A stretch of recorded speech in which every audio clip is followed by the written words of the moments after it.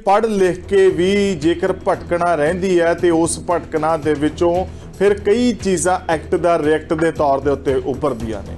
तो इसे करके असी इस नाम दे हेठ प्रोग्राम किया कि काम दिओ, रोज़गार दिओ, ना कि इस जवानी नूं, इस बच्चों नूं दरकार दिओ। बच्चे इस मुल्क दा भविख ने, बच्चे फुੱਲ ने। फुੱਲਾਂ ਨੂੰ ਤੁਸੀਂ गंगा ਜਾਂ ਕੀਰਤਪੁਰ ਪਾਉਣ ਦਾ ਕੰਮ ਨਾ ਕਰੋ, ਬੱਚਿਆਂ ਨੂੰ ਇਹਨਾਂ ਫੁੱਲਾਂ ਨੂੰ ਖਿੜਨ ਦਾ ਕੰਮ ਕਰੋਗੇ ਤੇ ਚੰਗੇ ਰਹੋਗੇ, नहीं फिर लोथां ਦੀ राजनीति नहीं होनी। एक भेड़ चाल है कि हर व्यक्ति ये चाहता भी मैं कनेडा चला जावां, मैं अमेरिका चला जावां, मैं आस्ट्रेलिया चला जावां, और उत्थे जो हालत है आपां सारिਆਂ ਨੂੰ पता है। तुसीं भी गल कीती है रिसैशन की। इस करके बच्चों नूं बचपन तो इस चीज़ नूं माँ बाप द्वारा भी, टीचर्स द्वारा भी दिमाग च पाना चाहिए कि अपना भविख इत्थे तलाश करो। नहीं अजकल बच्चे की करते हैं, असी देखते हैं लाइब्रेरियां च बैठे यूनिवर्सिटियां दे विच ओह क्लर्क की भी तैयारी कर रहा है, BCS की भी तैयारी कर रहा है, IAS की भी तैयारी करता है, भी जिथे लग गया दौ लग गया, जिथे तक मैं कंपीट कर सकिया करूँगा।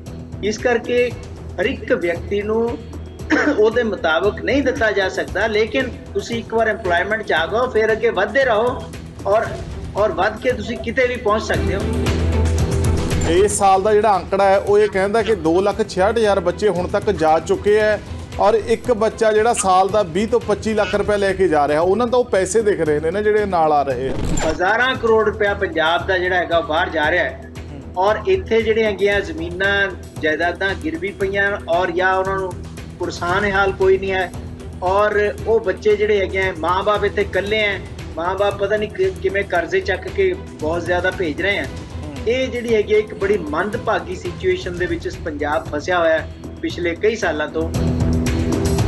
मैं इस करके नहीं पे साडे प्रधान भी ने, साडे मुख मंत्री भी ने सिफत कर रहा कि असीं सारे ही कहंदे सीगे जी इन्नियां नौकरियां दे कड्ढीए आपां लईए जिੱਥੋਂ उत्थों भी, ते कल्ले CM साहब सीगे जिन्हां ने कहा सी जिन्नियां ਜਿਹੜੇ डिपार्टमेंट 'ਚ नौकरियां आ नाले देणियां शुरू कर दिओ जी, बच्चों 'ਚ उत्साह मिलेगा। ਜਿਹੜੇ ਬੱਚੇ ਫਰਸਟ੍ਰੇਟ बैठे ने, डिप्रैस बैठे ने घरां 'ਚ ਉਹ पढ़न लग जाणगे, ਜਿਹੜੇ नशे वाले ने उन्हां नूं भी आस दी करेंदे सीगे एक साइकिल चल पेगा।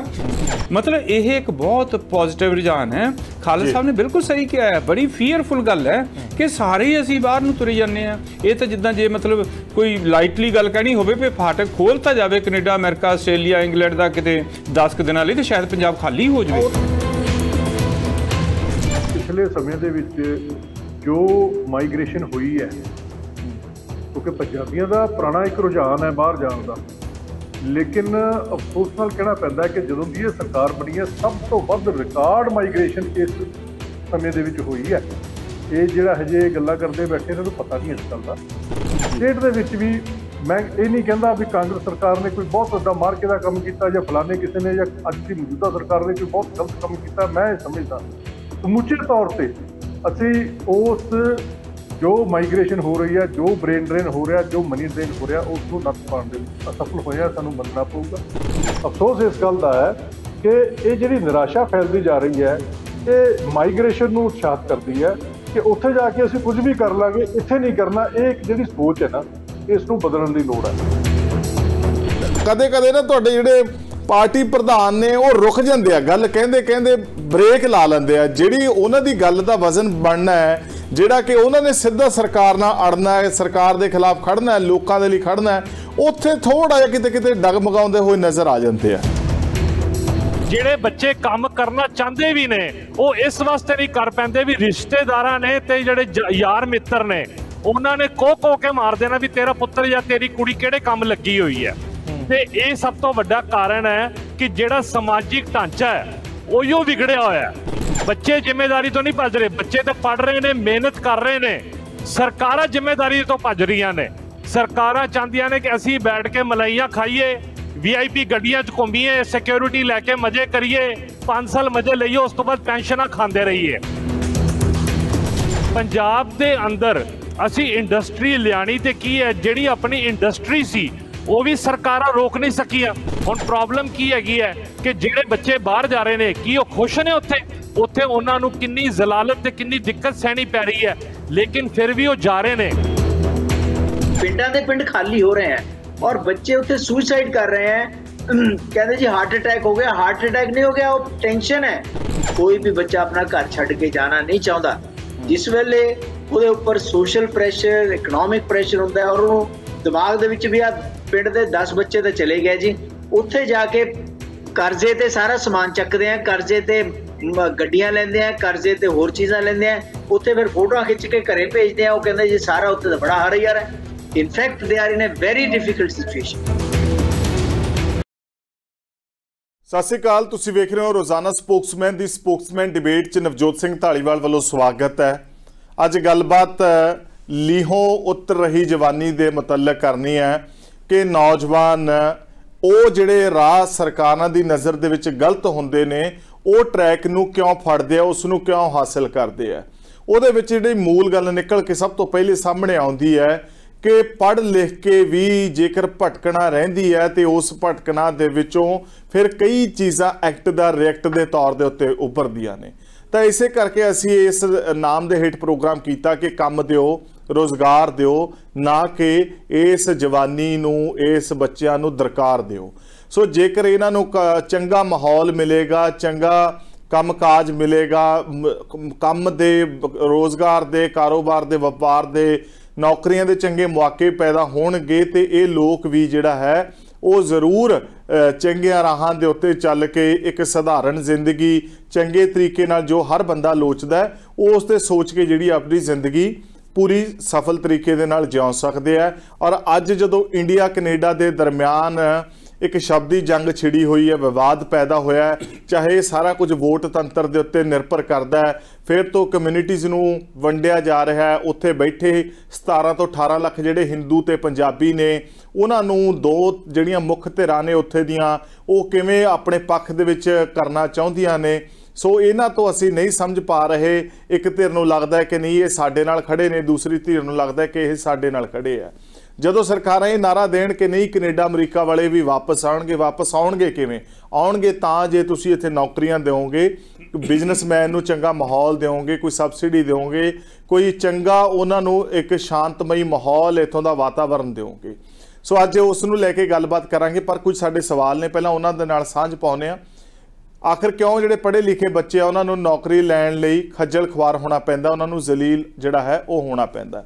ਕਦੋਂ ਤੱਕ ਨਿਗੂਣੀਆਂ ਤਨਖਾਹਾਂ ਦੇ ਕੇ ਸਰਕਾਰਾਂ ਸ਼ੋਸ਼ਣ ਕਰਦੀਆਂ ਰਹਿਣਗੀਆਂ, ਜਿਹੜੇ ਕਿ ਲੇਬਰ ਲਾਅਸ ਦੇ ਮੁਤਾਬਕ ਜਿਹੜੇ ਮਿਨੀਮਮ ਵੇਜਿਸ ਨੇ ਉਹਨਾਂ ਤੋਂ ਵੀ ਘੱਟ ਨੇ? ਔਰ ਪੰਜਾਬੀ ਨੌਜਵਾਨੀ ਦਾ ਗਲਤ ਰਾਹ ਅਖਤਿਆਰ ਕਰਨ ਦਾ ਸਭ ਤੋਂ ਵੱਡਾ ਕਾਰਨ ਕੀ ਹੈ? ਇਹਨਾਂ ਵਿਸ਼ਿਆਂ ਦੇ ਉੱਤੇ ਅਸੀਂ ਚਰਚਾ ਕਰਨੀ ਹੈ। ਔਰ ਹੋਣਹਾਰ ਨੌਜਵਾਨ ਆਪਣਾ ਮੁਲਕ ਛੱਡ ਕੇ ਵਿਦੇਸ਼ ਕਿਉਂ ਜਾਂਦੇ ਆ? ਕਿ ਬਿਹਤਰ ਜ਼ਿੰਦਗੀ ਦੀ ਜੀਵਨ ਜਾਂਚ ਲਈ, ਜਾਂ ਸਿਰਫ ਰੁਜ਼ਗਾਰ ਦੀ ਅਣਹੋਂਦ ਦੇ ਵਿੱਚ, ਜਾਂ ਪੜ੍ਹਾਈ ਦੇ ਲਈ? ਕਿਉਂ ਆਖਰ ਵਿਦਿਆਰਥੀਆਂ ਦੇ ਵਿੱਚ ਵਿਦੇਸ਼ ਜਾਣ ਦਾ ਰੁਝਾਨ ਵੱਧ ਰਿਹਾ? ਇਹ ਵੀ ਇੱਕ ਸਾਡਾ ਜਿਹੜਾ ਇਸ ਚਰਚਾ ਸਵਾਲ ਰਹੇਗਾ। ਵਿਦੇਸ਼ ਜਾਣ ਤੋਂ ਨੌਜਵਾਨੀ ਕਿਵੇਂ ਰੁਕੇਗੀ? ਕਿਉਂਕਿ ਇਸ ਵੇਲੇ ਜਿਹੜੀ ਸਭ ਤੋਂ ਵੱਧ ਖੱਜਲ ਖੁਆਰੀ ਹੋ ਰਹੀ ਹੈ, ਉੱਥੇ ਜਿਹੜੀ ਸਟ੍ਰੈਸ ਦੇ ਕਰਕੇ ਮੌਤਾਂ ਹੋ ਰਹੀਆਂ ਨੇ, ਹਾਰਟ ਅਟੈਕ ਹੋ ਰਹੀਆਂ ਨੇ, ਕੰਮ ਨਹੀਂ ਮਿਲਣਾ, ਔਰ ਉਹਨਾਂ ਮੁਲਕਾਂ ਦੇ ਵਿੱਚ ਰਿਸੈਸ਼ਨ ਦਾ ਦੌਰ ਆਉਣਾ, ਇਸ ਸਭ ਦੇ ਦਰਮਿਆਨ। ਔਰ ਅੱਜ ਸਰਕਾਰ ਦੇ ਵੱਲੋਂ ਕੁਝ ਨਿਯੁਕਤੀ ਪੱਤਰ ਤਕਸੀਮ ਕੀਤੇ ਗਏ ਆ, ਦਾਅਵੇ ਤਾਂ ਵੱਡੇ ਕੀਤੇ ਜਾ ਰਹੇ ਆ, ਪਰ ਕੀ ਇਹਨਾਂ ਨਿਯੁਕਤੀ ਪੱਤਰਾਂ ਦੇ ਨਾਲ ਪੰਜਾਬ ਦੇ ਲੰਮੇ ਸਮੇਂ ਤੋਂ ਪਏ ਹੋਏ ਜਿਹੜੇ ਖਲਾਅ ਦੇ ਵਿੱਚ ਉਸ ਆਈ ਹੋਈ ਖੜੋਤ ਨੂੰ ਜਿਹੜਾ ਹੈ ਉਹ ਪੂਰਤੀ ਕਰ ਸਕੇਗੀ? ਮੁੱਖ ਮੰਤਰੀ ਸਾਹਿਬ ਕੀ ਕਹਿ ਰਹੇ ਨੇ ਉਹ ਸੁਣ ਲੈਂਦੇ ਆ। ਬੂੰਦ ਬੂੰਦ ਨਾਲ ਸਮੁੰਦਰ ਬਣਦਾ ਹੈ। ਔਰ ਜਿੰਨੇ ਹੁਣ ਅੱਜ ਤੱਕ ਜੇ ਮੇਰੇ ਕੋਲ ਜਿਹੜੀ ਲਿਸਟ ਹੈ ਹੁਣ ਤੱਕ ਜੇ ਟੋਟਲ ਕਰ ਲਈਏ ਤਾਂ 36,524 ਹੋ ਗਏ ਜੀ। 36,524 ਹੁਣ ਤੱਕ, 1.5 ਸਾਲ ਹੋ ਗਿਆ ਸਰਕਾਰ ਨੂੰ। 36,524 ਦੇ 24 ਨੂੰ ਕੋਈ ਅਦਾਲਤੀ ਚੱਕਰ ਨਹੀਂ ਕੱਟਣਾ ਪੈ ਰਿਹਾ। ਅਸੀਂ ਪਹਿਲਾਂ ਉਹ ਕਲੀਅਰ ਕਰਦੇ ਹਾਂ ਕਿ ਇਸ ਡਿਪਾਰਟਮੈਂਟ ਦਾ ਕੋਈ ਕੇਸ ਤਾਂ ਨਹੀਂ ਚੱਲਦਾ, ਕਿਸੇ ਨੇ ਕੋਈ PIL ਤਾਂ ਨਹੀਂ ਪਾਈ ਹੋਈ ਕਿ ਇੱਥੋਂ ਨਿਯੁਕਤੀ ਪੱਤਰ ਦੇ ਦਈਏ, ਅਗਲੇ ਦਿਨ ਉਹ ਆਪਦੇ ਦਫ਼ਤਰ ਦੀ ਬਜਾਏ ਕੋਈ ਵਕੀਲ ਕਰਦੇ ਫਿਰਦੇ ਹੋਣ, ਕੋਈ ਉਹਨੂੰ ਚੈਲੰਜ ਕਰਦੇ। ਸਾਰਾ ਕੁਝ ਕਲੀਅਰ ਕਰਕੇ ਜਿਹੜੀਆਂ ਲੀਗਲ ਹਰਡਲਸ ਨੇ ਉਹਨੂੰ ਕਲੀਅਰ ਕਰਕੇ ਅਸੀਂ ਨਿਯੁਕਤੀ ਪੱਤਰਾਂ ਤੇ ਬੁਲਾਉਂਦੇ ਹਾਂ। ਸਰਕਾਰਾਂ ਦਾ ਕੰਮ ਹੁੰਦਾ ਜਿਹੜੀ ਡਿਗਰੀ ਤੁਸੀਂ ਲਈ ਹੈ ਉਸ ਡਿਗਰੀ ਦੇ ਮੁਤਾਬਕ ਤੁਹਾਨੂੰ ਕੰਮ ਦਈਏ, ਉਹ ਤੋਂ ਬਾਅਦ ਤੁਹਾਨੂੰ ਅੱਗੇ ਉੱਡਣ ਦਾ ਮੌਕਾ ਦਈਏ। ਸਰਕਾਰਾਂ ਰਨਵੇ ਹੁੰਦੀਆਂ ਨੇ, ਤੁਸੀਂ ਜਹਾਜ਼ ਹੋ। ਜਦੋਂ ਰਨਵੇ ਮੌਕਾ ਹੀ ਨਹੀਂ ਦੇ ਰਿਹਾ ਉਹਨੂੰ, ਜਹਾਜ਼ ਨੂੰ, ਕਿ ਆ ਕੇ ਰਨਵੇ ਨੂੰ ਯੂਜ਼ ਕਰਕੇ ਤੂੰ ਉੱਡ ਜਾ, ਜਹਾਜ਼ ਦੇ ਇੰਜਨ ਬਹੁਤ ਤਕੜੇ ਨੇ, ਜਿੰਨੇ ਮਰਜ਼ੀ ਤਕੜੇ ਹੋਣ, ਜੇ ਰਨਵੇ ਨਹੀਂ ਅਲਾਉ ਕਰ ਰਿਹਾ। ਉਦੋਂ ਪਹਿਲਾਂ ਰਨਵੇ ਸਿਰਫ ਆਪਣੇ ਪਰਿਵਾਰਾਂ ਵਾਸਤੇ ਤੇ ਆਪਣੇ ਰਿਸ਼ਤੇਦਾਰਾਂ ਵਾਸਤੇ ਖੋਲੇ ਜਾਂਦੇ ਸੀ। ਹੁਣ ਇਹ ਰਨਵੇ 3.5 ਕਰੋੜ ਪੰਜਾਬੀਆਂ ਵਾਸਤੇ ਖੁੱਲ੍ਹਾ, ਤੁਸੀਂ ਜਦੋਂ ਮਰਜ਼ੀ। ਪਰ ਸਵਾਲ ਇਹ ਹੈ ਕਿ ਜਿਹੜੇ ਉਸ ਰਨਵੇ ਤੇ ਪਹੁੰਚ ਕੇ ਵੀ ਧੱਕੇ ਧੌਲੇ ਧੱਫੇ ਖਾ ਕੇ ਵਾਪਸ ਮੁੜ ਜਾਂਦੇ ਆ, ਉਹਨਾਂ ਦਾ ਕੀ ਹੈ? ਸੋ ਚਰਚਾ ਨੂੰ ਅੱਗੇ ਵਧਾਵਾਂਗੇ। ਆਏ ਹੋਏ ਮਹਿਮਾਨਾਂ ਦਾ ਰਸਮੀ ਤਾਰੁਫ ਕਰਵਾਉਂਦਾ ਹੋਇਆ ਉਹਨਾਂ ਦਾ ਇਸਤਕਬਾਲ ਕਰਾਂਗੇ। ਪ੍ਰੋਫੈਸਰ ਮੁਹੰਮਦ ਖਾਲਿਦ ਨੇ, ਸਮਾਜਿਕ ਵਿਗਿਆਨੀ ਨੇ, ਅੱਗੇ ਪ੍ਰੋਫੈਸਰ ਨੇ, ਤੁਹਾਡਾ ਸਵਾਗਤ ਹੈ। ਸਿੱਖਿਆ ਮਾਹਰ ਨੇ। ਕੰਵਰ ਹਰਪ੍ਰੀਤ ਸਿੰਘ ਜੀ ਕਾਂਗਰਸ ਤੋਂ ਤਸ਼ਰੀਫ ਲੈ ਕੇ ਆਏ, ਜਨਾਬ ਜੀ ਆਇਆਂ ਨੂੰ। ਸਮਾਜਿਕ ਕਾਰਕੁਨ ਸਾਡੇ ਨਾਲ ਇਸ ਵੇਲੇ ਰਾਜਾ ਸੁਰਿੰਦਰ ਸਿੰਘ ਜੀ ਨੇ, ਤੁਹਾਡਾ ਸਵਾਗਤ ਹੈ। ਔਰ ਆਮ ਆਦਮੀ ਪਾਰਟੀ ਤੋਂ ਸੀਨੀਅਰ ਬੁਲਾਰੇ ਜਗਤਾਰ ਸਿੰਘੇੜਾ ਸਾਹਿਬ, ਤੁਹਾਡਾ ਵੀ ਇਸ ਚਰਚਾ ਦੇ ਵਿੱਚ ਸਵਾਗਤ ਹੈ। ਸਭ ਤੋਂ ਪਹਿਲਾਂ ਪ੍ਰੋਫੈਸਰ ਸਾਹਿਬ, ਮੈਂ ਤੁਹਾਡੇ ਤੋਂ ਜਾਣਨਾ ਚਾਹੁੰਦਾ ਕਿ ਇਸ ਵਿਸ਼ੇ ਨੂੰ ਤੁਸੀਂ ਕਿਵੇਂ ਸਮਝ ਤੇ ਸੋਚ ਰਹੇ ਹੋ ਤੇ ਇਹਦਾ ਹੱਲ ਕੀ ਵੇਖਦੇ ਹੋ? ਦੇਖੋ, ਇਦਾਂ ਹੈ ਕਿ ਇਸ ਵਿਸ਼ੇ ਦੇ ਉੱਪਰ ਪੂਰੇ ਪੰਜਾਬ ਦੇ ਵਿੱਚ ਚਰਚਾ ਹੁੰਦੀ ਹੈ ਜੀ, ਔਰ ਹਰ ਪਲੇਟਫਾਰਮ ਤੇ ਚਰਚਾ ਹੁੰਦੀ ਹੈ ਕਿ ਬੱਚੇ ਸਾਡੇ ਜਿਹੜੇ ਹੈਗੇ ਆ ਕਿਉਂ ਖੱਜਲ ਹੁੰਦੇ ਆ, ਕਿਉਂ ਬਾਹਰ ਜਾ ਰਹੇ ਆ, ਇੱਥੇ ਕਿਉਂ ਨਹੀਂ ਆਪਣਾ ਭਵਿੱਖ ਤਲਾਸ਼ ਕਰ ਰਹੇ ਜੀ। ਦੋ ਤਿੰਨ ਚੀਜ਼ਾਂ ਜਿਸ ਵੇਲੇ ਅਸੀਂ ਆਪਣਾ ਕੈਰੀਅਰ ਸ਼ੁਰੂ ਕੀਤੇ ਸੀਗੇ, ਸਾਨੇ ਵੀ ਬੜੀ ਸਟਰਗਲ ਕੀਤੀ ਸੀ ਜੀ। ਕੋਈ ਵੀ ਵਿਅਕਤੀ ਯੂਨੀਵਰਸਿਟੀਆਂ ਤੇ ਲੈਵਲ ਤੇ ਜਾਂ ਕੋਈ IAS PCS ਨਹੀਂ ਬਣਦਾ ਬਿਨਾਂ ਮਿਹਨਤ ਕੀਤੇ ਜੀ। ਉਹਦੇ ਵਿੱਚ ਕਈ ਵਾਰ ਤੁਹਾਨੂੰ ਸੈਟਬੈਕ ਵੀ ਲੱਗਦੇ ਆ, ਕਈ ਵਾਰ ਤੁਹਾਨੂੰ ਕਾਮਯਾਬੀ ਮਿਲਦੀ ਹੈ, ਕਈ ਵਾਰ ਕਾਮਯਾਬੀ ਨਹੀਂ ਵੀ ਮਿਲਦੀ। ਇਹ ਸਾਰੀਆਂ ਚੀਜ਼ਾਂ ਦਾ ਪਾਰਟ ਹੈ। ਅੱਜ ਦਾ ਨੌਜਵਾਨ ਉਹ ਸਟਰਗਲ ਨਹੀਂ ਕਰਨਾ ਚਾਹੁੰਦਾ।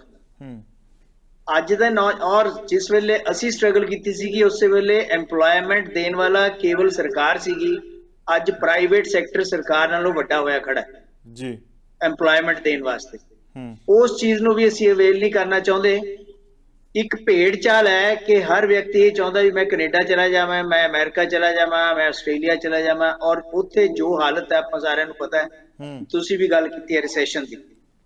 ਇਸ ਕਰਕੇ ਬੱਚਿਆਂ ਨੂੰ ਬਚਪਨ ਤੋਂ ਇਸ ਚੀਜ਼ ਨੂੰ ਮਾਂ-ਬਾਪ ਦੁਆਰਾ ਵੀ, ਟੀਚਰਸ ਦੁਆਰਾ ਵੀ ਦਿਮਾਗ 'ਚ ਪਾਉਣਾ ਚਾਹੀਦਾ ਹੈ ਕਿ ਆਪਣਾ ਭਵਿੱਖ ਇੱਥੇ ਤਲਾਸ਼ ਕਰੋ, ਨਹੀਂ ਪੰਜਾਬ ਖਾਲੀ ਹੋ ਜਾਏਗਾ ਔਰ ਇੱਥੇ ਦੂਸਰਿਆਂ ਨੇ ਆ ਕੇ ਕਬਜ਼ਾ ਕਰ ਲੈਣਾ, ਕਰ ਰਹੇ ਹੈ।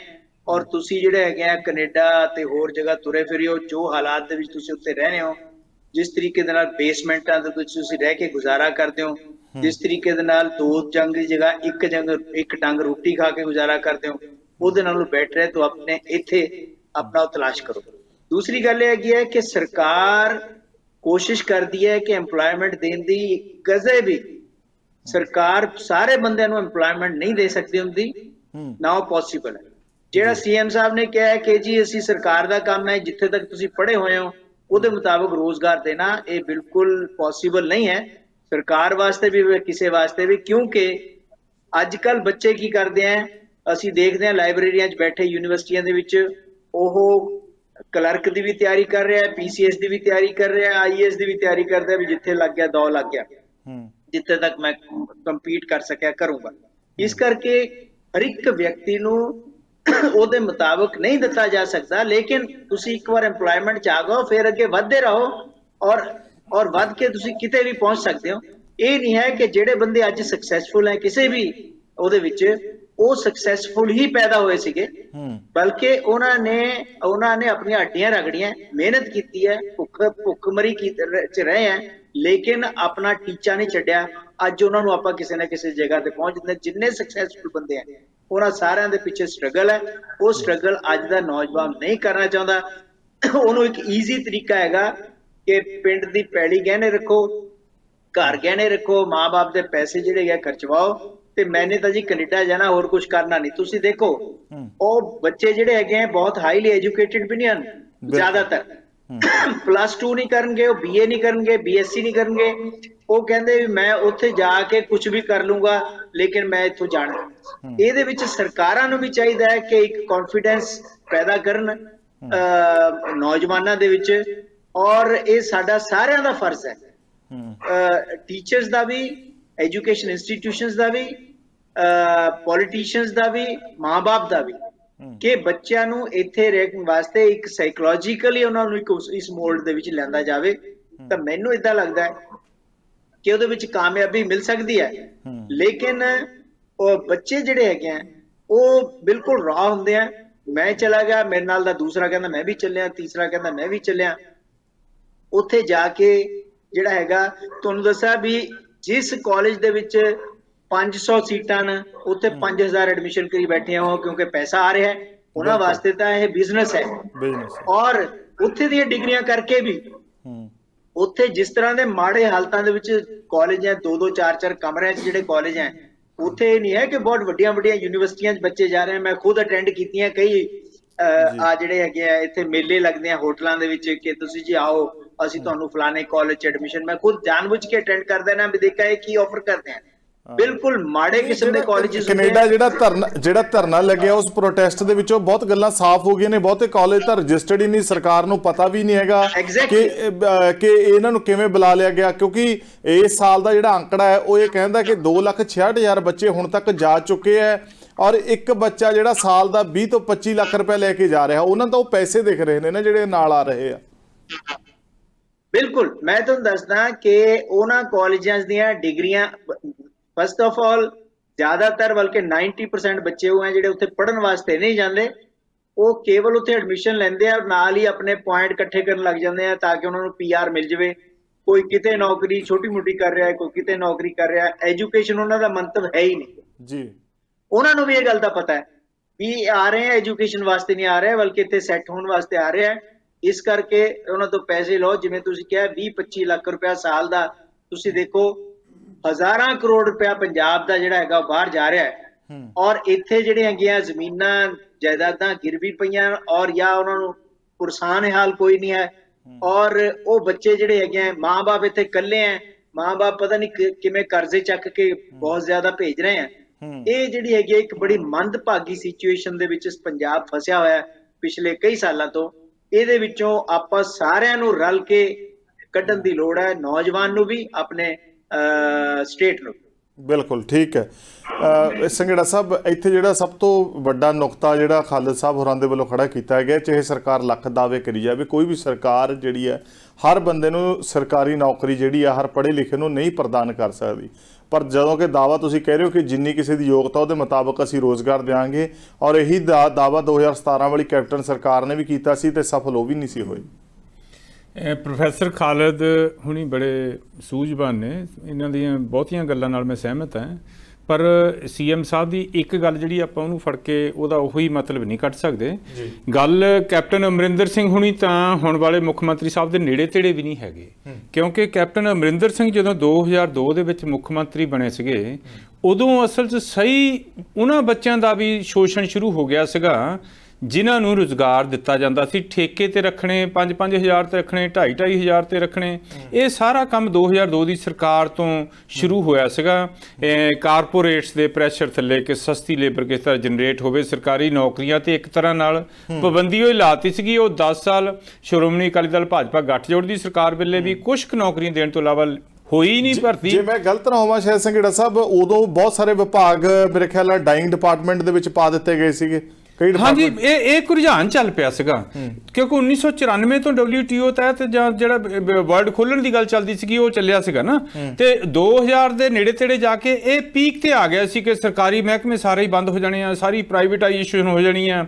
ਔਰ ਇੱਥੇ ਇਸ ਤਰ੍ਹਾਂ ਦੀ ਹਵਾ ਚੱਲ ਗਈ ਸੀ ਪ੍ਰਾਈਵੇਟਾਈਜੇਸ਼ਨ ਦੀ ਵੀ, ਜਿਸ ਤਰ੍ਹਾਂ ਦੀ ਕਿ ਕੈਨੇਡਾ ਤੇ ਅਮਰੀਕਾ 'ਚ ਵੀ ਇਦਾਂ ਦੀ ਨਹੀਂ ਹੈਗੀ। ਮੀਨਸ ਸਾਰਾ ਕੁਝ ਸਰਕਾਰੀ ਤੰਤਰ ਖਤਮ ਹੀ ਕਰ ਦਿਓ ਕਿਸੇ ਤਰ੍ਹਾਂ, 2-3 ਡਿਪਾਰਟਮੈਂਟ ਛੱਡ ਕੇ। ਤੇ ਉਹਦੇ ਨਾਲ ਸੋ ਹੁਣ ਤਾਂ ਰਿਵਰਸਲ ਹੋ ਰਿਹਾ ਆ। ਜਦੋਂ ਦੇ ਭਗਵੰਤ ਮਾਨ ਸਾਹਿਬ ਮੁੱਖ ਮੰਤਰੀ ਸਾਹਿਬ ਬਣੇ ਆ ਉਦੋਂ ਦਾ ਰਿਵਰਸਲ ਹੋ ਰਿਹਾ ਆ। ਮੈਂ ਜਿਸ ਕਰਕੇ ਨਹੀਂ ਪਏ, ਸਾਡੇ ਪ੍ਰਧਾਨ ਵੀ ਨੇ, ਸਾਡੇ ਮੁੱਖ ਮੰਤਰੀ ਵੀ ਨੇ ਸਿਫਤ ਕਰ ਰਿਹਾ ਕਿ ਅਸੀਂ ਸਾਰੇ ਹੀ ਕਹਿੰਦੇ ਸੀਗੇ ਜੀ ਇੰਨੀਆਂ ਨੌਕਰੀਆਂ ਦੇ ਕੱਢੀਏ, ਆਪਾਂ ਲਈਏ ਜਿੱਥੋਂ ਉੱਥੋਂ ਵੀ। ਤੇ ਇਕੱਲੇ CM ਸਾਹਿਬ ਸੀਗੇ ਜਿਨ੍ਹਾਂ ਨੇ ਕਿਹਾ ਸੀ ਜਿੰਨੀਆਂ ਜਿਹੜੇ ਡਿਪਾਰਟਮੈਂਟ 'ਚ ਨੌਕਰੀਆਂ ਆ ਨਾਲੇ ਦੇਣੀਆਂ ਸ਼ੁਰੂ ਕਰ ਦਿਓ ਜੀ, ਬੱਚਿਆਂ 'ਚ ਉਤਸ਼ਾਹ ਮਿਲੇਗਾ। ਜਿਹੜੇ ਬੱਚੇ ਫਰਸਟ੍ਰੇਟ ਬੈਠੇ ਨੇ, ਡਿਪਰੈਸ ਬੈਠੇ ਨੇ ਘਰਾਂ 'ਚ, ਉਹ ਪੜ੍ਹਨ ਲੱਗ ਜਾਣਗੇ। ਜਿਹੜੇ ਨਸ਼ਿਆਂ ਵਾਲੇ ਉਹਨਾਂ ਨੂੰ ਵੀ ਆਸ ਦੀ ਕਰਿੰਦ ਸੀਗੀ ਇੱਕ ਸਾਈਕਲ ਚੱਲ ਪੈਗਾ, ਸਿੱਧਾ ਗੇੜਾ ਚੱਲ ਪੈਗਾ ਜਿਹੜਾ ਪਹਿਲਾਂ ਪੁੱਠਾ ਗੇੜਾ ਚੱਲਿਆ ਹੋਇਆ। ਔਰ ਹੁਣ ਤੁਸੀਂ CM ਸਾਹਿਬ ਨੂੰ ਸੁਣਿਆ ਹੋਣਾ, ਉਹਨਾਂ ਨੇ ਕਈ ਵਾਰੀ ਕਿਹਾ, ਕਈਆਂ ਥਾਵਾਂ ਤੇ ਲੈਕਚਰ ਕਰਦਿਆਂ ਕਿ ਨੌਕਰੀਆਂ ਦੇਣ ਵਾਲੇ ਬਣੋ। ਖਾਲਦ ਸਾਹਿਬ ਦੀ ਇਹ ਗੱਲ ਇਨ ਪ੍ਰਿੰਸੀਪਲ ਸਹੀ ਹੈ ਕਿ ਸਾਰੇ ਬੱਚਿਆਂ ਨੂੰ ਸਰਕਾਰੀ ਨੌਕਰੀਆਂ ਨਹੀਂ ਮਿਲ ਸਕਦੀਆਂ, ਨਾ ਹੀ ਸਾਰੀ ਪਾਪੂਲੇਸ਼ਨ ਜਿਹੜੀ ਆ ਉਹਦੇ 'ਚ ਐਡਜਸਟ ਹੋ ਸਕਦੀ ਹੈ। ਉਹਦੇ 'ਚ ਜਦੋਂ ਗਰੋਥ ਦਾ ਸਰਕਲ ਪੋਜ਼ਿਟਿਵ ਚੱਲ ਪਵੇ ਨਾ, ਹਰ ਇੱਕ ਬੱਚਾ ਸਕਿਲਡ ਹੋਵੇ, ਉਹਦੇ ਵਿੱਚ ਜਦੋਂ ਸਰਕਾਰੀ ਨੌਕਰੀ ਬੱਚਾ ਤਲਾਸ਼ ਕਰਦਾ ਹੈ, ਲਾਇਬ੍ਰੇਰੀ 'ਚ ਬੈਠਦਾ ਆ, 36,000 ਜਿਹੜੇ ਆ ਉਹ ਤਿਆਰੀ ਕਰ ਰਹੇ ਆ, ਵਿੱਚੋਂ 1000 ਨੂੰ ਭਾਵੇਂ ਮਿਲਦੀ ਆ, ਬਟ ਉਹ ਕਿਤੇ ਹੋਰ ਟਰਾਈ ਕਰਨਗੇ, ਕੋਈ ਹੋਰ ਸਰਕਾਰ ਦੀ ਸਕੀਮ ਨਿਕਲਦੀ ਆ ਉਹਦੇ ਵਿੱਚ ਉਹ ਇਨਵੈਸਟ ਕਰਕੇ ਸਮਾਲ ਬਿਜ਼ਨਸ ਵੀ ਕਰ ਸਕਦੇ ਆ, ਹੋਰ ਸਾਰਾ ਕੁਝ ਕਰਦਾ। ਇਸ ਤਰ੍ਹਾਂ ਜਿਹੜਾ ਰੁਝਾਨ ਸਰਕਾਰ ਨੇ ਛੇੜਿਆ ਆ ਉਹਦੇ ਬਹੁਤ ਪੋਜ਼ਿਟਿਵ ਰਿਜ਼ਲਟ ਨਿਕਲ ਰਹੇ ਆ। ਮੈਂ ਹੁਣ ਕਿਸੇ ਦਾ ਨਾਂ ਨਹੀਂ ਲੈਣਾ ਚਾਹੁੰਦਾ, ਮੈਂ ਤੁਹਾਨੂੰ ਦੱਸਦਾ ਹਾਂ ਕਿਤੇ ਆਈਲੈਟਸ ਦਾ ਕਿਤੇ ਜਾਣ ਪਛਾਣ ਚੋਂ ਕਿਤੇ ਕੰਮ ਚੱਲ ਰਿਹਾ ਸੀਗਾ, ਮੈਂ ਇਹਨਾਂ ਨੂੰ ਕਿਤੇ ਪੁੱਛ ਬੈਠਾ ਕਿਤੇ ਮਿਲੇ ਕਿੱਦਾਂ ਕੰਮ ਕਿਵੇਂ ਚੱਲਦਾ, ਕਹਿੰਦਾ ਜੀ ਅੱਜ ਕੱਲ੍ਹ ਮੱਠਾ ਆ। ਮੈਂ ਕਿਹਾ ਕੀ ਗੱਲ ਹੋ ਗਈ? ਤੇ ਕਹਿੰਦੇ ਭਈ ਉਹ ਹੁਣ ਸਰਕਾਰ ਨੇ ਜਿਹੜਾ ਮਾਹੌਲ ਕ੍ਰੀਏਟ ਕਰਤਾ, ਲੋਕਾਂ ਨੂੰ ਜੌਬਸ ਮਿਲਣ ਲੱਗ ਗਈਆਂ ਤੇ ਕੁੜੀਆਂ ਦੀ ਗਿਣਤੀ ਬੜੀ ਘਟ ਗਈ ਆ ਆਈਲੈਟਸ ਪਾਸ ਕਰਨ ਦੀ, ਵੀ ਉੱਥੇ ਜਾ ਕੇ ਐਵੇਂ ਧੱਕੇ ਖਾਵਾਂਗੇ। ਮੁੰਡਿਆਂ ਦੀ, ਯੰਗ ਮੁੰਡਿਆਂ ਦੀ ਵੀ ਗਿਣਤੀ ਘਟ ਰਹੀ ਆ, ਜਿਹੜੇ ਮੁੰਡੇ ਕੋਈ ਬਹੁਤੇ ਘਰੋਂ ਅਮੀਰ ਨਹੀਂ ਹੈਗੇ ਜਾਂ ਜਿਹੜੇ ਨਸ਼ਿਆਂ ਨੁਸ਼ਿਆਂ 'ਚ ਜਾਂ ਇਸ ਤਰ੍ਹਾਂ ਦੇ ਨਹੀਂ ਹੈਗੇ, ਉਹ ਕਹਿੰਦੇ ਨਹੀਂ, ਜਿਹੜੇ ਅਮੀਰ ਆ ਉਹ ਵੀ ਕਈ ਵਾਰੀ ਉਹਨਾਂ ਨੂੰ ਹੁੰਦਾ ਨਾ ਮੇਰੀ ਉੱਥੇ ਚੱਲਦੇ ਆ, ਸਾਡੇ ਕੋਲ ਤਾਂ ਪੈਸੇ ਬਥੇਰੇ, ਇੱਥੇ ਜਾ ਕੇ ਸਾਰਾ ਕੁਝ ਲੈ ਲਾਂਗੇ। ਉਹ ਮੁੰਡੇ ਇੱਥੇ ਹੀ ਐਡਜਸਟ ਹੋਣ 'ਚ ਰੁਝਾਨ ਚੱਲ ਪਿਆ ਯੂਥ ਵਿੱਚ। ਮਤਲਬ ਇਹ ਇੱਕ ਬਹੁਤ ਪੋਜ਼ਿਟਿਵ ਹੈ। ਖਾਲਸਾ ਸਾਹਿਬ ਨੇ ਬਿਲਕੁਲ ਸਹੀ ਕਿਹਾ ਹੈ, ਬੜੀ ਫੀਅਰਫੁਲ ਗੱਲ ਹੈ ਕਿ ਸਾਰੇ ਹੀ ਅਸੀਂ ਬਾਹਰ ਨੂੰ ਤੁਰੇ ਜਾਂਦੇ ਆ। ਇਹ ਤਾਂ ਜਿੱਦਾਂ ਜੇ ਮਤਲਬ ਕੋਈ ਲਾਈਟਲੀ ਗੱਲ ਕਹਿਣੀ ਹੋਵੇ ਵੀ ਫਾਟਕ ਖੋਲਤਾ ਜਾਵੇ ਕੈਨੇਡਾ, ਅਮਰੀਕਾ, ਆਸਟ੍ਰੇਲੀਆ, ਇੰਗਲੈਂਡ ਦਾ ਕਿਤੇ 10 ਕੁ ਦਿਨਾਂ ਲਈ, ਤੇ ਸ਼ਾਇਦ ਪੰਜਾਬ ਖਾਲੀ ਹੋ ਜਾਵੇ। ਉਹ ਤਾਂ ਜੇ ਦੇਖੋ ਉਹਦੀ ਮਿਨੀਮਮ ਜਿਹੜੀ ਰਿਕੁਆਇਰਮੈਂਟ ਹੈ ਉਹ +2 ਹੈ। ਜੇ ਉਹ ਖਤਮ ਕਰ 8ਵੀਂ ਕਰ ਦਿੱਤੀ ਜਾਵੇ, ਸ਼ਾਇਦ 8ਵੀਂ ਪਾਸ ਵੀ ਜਿਹੜੇ ਉਸ ਵਾਲੇ ਪਾਸੇ ਤੁਰ ਪੈਣ, ਉਹਨਾਂ ਦਾ ਕੀ ਪਤਾ। ਬਿਲਕੁਲ ਬਿਲਕੁਲ। ਤੇ ਸੋ ਉਹ ਇਹਨੂੰ ਜਿਹੜੀ ਚੀਜ਼ ਇੰਨੇ ਸਾਲਾਂ ਤੋਂ ਖਰਾਬ ਹੋਈ ਆ ਉਹਨੂੰ ਟਾਈਮ ਤਾਂ ਲੱਗਦਾ ਹੈ ਨਾ, ਪਰ ਤੁਸੀਂ ਇਹ ਦੇਖ ਲਓ ਵੀ ਡਾਇਰੈਕਸ਼ਨ ਠੀਕ 'ਚ ਸਰਕਾਰ ਚੱਲ ਰਹੀ ਆ ਔਰ ਡੇਲੀ ਮੁੱਖ ਮੰਤਰੀ ਸਾਹਿਬ ਆਪਣੇ ਹੱਥਾਂ ਨਾਲ ਨਿਯੁਕਤੀ ਪੱਤਰ ਦਿੰਦੇ ਆ। ਇੱਕ ਸੀਐਮ ਸਾਹਿਬ ਨੇ ਅੱਜ ਹੀ ਗੱਲ ਕਹੀ ਸੀ, ਅੱਜ ਵੀ ਪਹਿਲਾਂ ਵੀ ਇੱਕ ਜਗ੍ਹਾ ਤੇ ਗਈ ਸੀ, ਉਹ ਬਹੁਤ ਜ਼ਰੂਰੀ ਹੈ। ਪਹਿਲਾਂ ਕੀ ਹੁੰਦਾ ਸੀ, ਇੱਕ ਤਾਂ ਲਾਸਟ ਈਅਰ 'ਚ ਜਾ ਕੇ ਸਰਕਾਰਾਂ ਨੌਕਰੀਆਂ ਕਰਦੀਆਂ ਸੀ, ਫਿਰ ਰੌਲਾ ਜਿਹਾ ਪੈ ਜਾਵੇ ਵੀ ਨੌਕਰੀਆਂ ਦੇ ਰਹੀ ਹੈ ਸਰਕਾਰ, ਨਿਯੁਕਤੀ ਪੱਤਰਾਂ ਤੱਕ ਵੀ ਗੱਲ ਚੱਲ ਜਾਂਦੀ ਸੀ। ਇੱਕ ਜਣਾ ਸਟੇ ਜਾਂਦਾ ਸੀ, ਕੋਰਟ 'ਚ ਸਟੇ ਹੋ ਜਾਂਦੀ ਸੀ ਕਿਉਂਕਿ ਉੱਥੇ ਹੋਮਵਰਕ ਨਹੀਂ ਸੀ ਕੀਤਾ ਜਾਂਦਾ। ਉਹਦਾ ਮੁੱਖ ਮਕਸਦ 25-30 ਹਜ਼ਾਰ ਇਕੱਠੀਆਂ ਨੌਕਰੀਆਂ ਕੱਢ ਦੇਣ ਦਾ, ਜਾਂ 2-3 ਡਿਪਾਰਟਮੈਂਟਸ ਵਿੱਚ ਕੱਢਣ ਦਾ, ਕੱਲਾ ਵੋਟ ਬੈਂਕ ਨੂੰ ਪ੍ਰਭਾਵਿਤ ਕਰਨਾ ਹੁੰਦਾ ਸੀਗਾ। ਤੇ ਹੁਣ ਕੀ ਹੋ ਰਿਹਾ ਹੈ, ਪਹਿਲਾਂ ਸਾਰੀਆਂ ਗੱਲਾਂ ਕਲੀਅਰ ਕਰਕੇ ਡਿਪਾਰਟਮੈਂਟ ਦੇ ਵਿੱਚ, ਤਾਂ ਕਿ ਉਹਦੇ 'ਚ ਕੋਈ ਲਕੂਨਾ ਰਹੇ ਹੀ ਨਾ ਜੀ, ਤੇ ਉਸ ਤਰ੍ਹਾਂ ਨੌਕਰੀਆਂ ਦਿੱਤੀਆਂ ਜਾ ਰਹੀਆਂ। ਅੱਜ ਸੀਐਮ ਸਾਹਿਬ ਨੇ ਕਿਹਾ ਸੀਗਾ ਇੱਕ ਵੀ ਨੌਕਰੀ ਦੇ ਵਿੱਚ ਕੋਈ ਲਿਟੀਗੇਸ਼ਨ ਨਹੀਂ ਹੈ, ਕਿਸੇ ਮੁਕੱਦਮੇਬਾਜ਼ੀ ਨਹੀਂ ਹੈ। ਬੱਚੇ ਨਿਰਧਾਰਿਤ ਟ੍ਰੇਨਿੰਗ ਕਰਕੇ, ਰਾਦਰ ਟ੍ਰੇਨਿੰਗ ਪੀਰੀਅਡ ਨੂੰ ਵੀ ਸਕੁਈਜ਼ ਕਰਕੇ ਬੈਟਰ ਟ੍ਰੇਨਿੰਗ ਕਰਦੀ ਹੈ, ਸਮਾਂ ਘੱਟ, ਵਧੀਆ ਟ੍ਰੇਨਿੰਗ, ਤੇ ਇਮੀਡੀਏਟਲੀ ਆਪਣੀਆਂ ਜੌਬਸ ਤੇ ਜਾ ਰਹੇ ਆ। ਸੋ ਇਹ ਇੱਕ ਬਹੁਤ ਵੱਡੀ ਪ੍ਰਾਪਤੀ ਹੈ ਮੁੱਖ ਮੰਤਰੀ ਭਗਵੰਤ ਮਾਨ ਸਾਹਿਬ ਦੀ, ਆਮ ਆਦਮੀ ਪਾਰਟੀ ਦੀ ਸਰਕਾਰ ਦੀ ਤੇ ਲੋਕਾਂ ਦੀ, ਜਿਨ੍ਹਾਂ ਨੇ 92 ਐਮਐਲਏ ਚੁਣ ਕੇ ਦਿੱਤੇ ਆ। ਸੋ ਡੈਫੀਨੇਟਲੀ ਸਾਈਕਲ ਉਹ ਦੂਸਰੇ ਪਾਸੇ ਨੂੰ ਚੱਲ ਰਿਹਾ ਆ। ਜਿਹੜੀ ਅੱਗੇ ਫਰਸਟ੍ਰੇਸ਼ਨ ਸੀਗੀ, ਉਹ ਲੋਕਾਂ ਨੂੰ ਇੱਕ ਰਾਹ ਰਚਨਾ ਦਿਖਾ ਰਹੀ ਆ ਪੰਜਾਬ ਸਰਕਾਰ। ਔਰ ਜਿਹੜਾ ਤੁਸੀਂ ਕਿਹਾ ਨਾ ਸ਼ੁਰੂ 'ਚ ਤੁਸੀਂ ਕਹਿ ਰਹੇ ਸੀਗੇ ਕਿ ਇੱਥੇ ਇਨਵੈਸਟਮੈਂਟ ਆਵੇ, ਲੋਕਾਂ ਨੂੰ ਕੁਝ ਹੋਰ ਦਿਸਣਾ ਚਾਹੀਦਾ, ਖਾਲਸਾ ਸਾਹਿਬ ਨੇ ਵੀ ਉਸ ਚੀਜ਼ ਨੂੰ ਟੱਚ ਕੀਤਾ। ਉਹ ਵੀ ਬਹੁਤ ਜ਼ਿਆਦਾ ਇਨਵੈਸਟਮੈਂਟ ਆ ਚੁੱਕੀ ਹੈ ਥੋੜੇ ਦਿਨਾਂ 'ਚ। ਹੁਣ ਮੈਂ ਬਿਲਕੁਲ ਨਹੀਂ ਉਹ ਸ਼ਾਇਆ ਕਰਨਾ ਚਾਹੁੰਦਾ, ਥੋੜੇ ਦਿਨਾਂ 'ਚ ਤੁਸੀਂ ਹੋਰ ਦੇਖੋਗੇ ਕਿਹੜੀਆਂ ਮੀਟਿੰਗਸ ਹੋ ਰਹੀਆਂ, ਕਿੱਥੋਂ ਇਨਵੈਸਟਮੈਂਟ ਕਿਹੜੇ ਕੰਟਰੀ ਤੋਂ ਕਿੰਨੀ ਆ ਰਹੀ। ਜਿੱਦਾਂ ਪਿਛਲੇ ਸਮੇਂ 'ਚ ਸੀਐਮ ਸਾਹਿਬ ਨੇ ਦੱਸਿਆ ਆ ਕਿੰਨੇ ਹਜ਼ਾਰ ਕਰੋੜ। ਚਲੋ ਇਦੋਂ ਪਹਿਲਾਂ ਕਿ ਮੈਂ ਰਾਜਾ ਸੁਰਿੰਦਰ ਸਿੰਘ ਹੋਰਾਂ ਦੇ ਕੋਲੇ ਜਾਵਾਂ, ਮੈਂ ਹਰਪ੍ਰੀਤ ਜੀ ਹੋਰਾਂ ਤੋਂ ਪੁੱਛਣਾ ਚਾਹੂੰਗਾ, ਕਿਉਂਕਿ ਇਸ ਵੇਲੇ ਲੋਕ ਹੱਕਾਂ ਦੀ ਪਹਿਰੇਦਾਰੀ ਵਾਲੀ ਜ਼ਿੰਮੇਵਾਰੀ ਇਹਨਾਂ ਦੀ ਪਾਰਟੀ ਯਾਨੀ ਕਿ ਮੁੱਖ ਓਪੋਜੀਸ਼ਨ ਧਿਰ ਹੈ। ਹਰਪ੍ਰੀਤ ਜੀ, ਜਿਵੇਂ ਸੰਘੇੜਾ ਸਾਹਿਬ ਕਹਿ ਰਹੇ ਆ ਵੀ ਸਾਡੀ ਨੀਅਤ ਤੇ ਨੀਤੀ ਦੋਵੇਂ ਸਹੀ ਹੈ, ਦੇਰੀ ਹੋ ਸਕਦੀ ਹੈ, ਤਾਣੀ ਉਲਝੀ ਬਹੁਤ ਪਈ ਸੀ।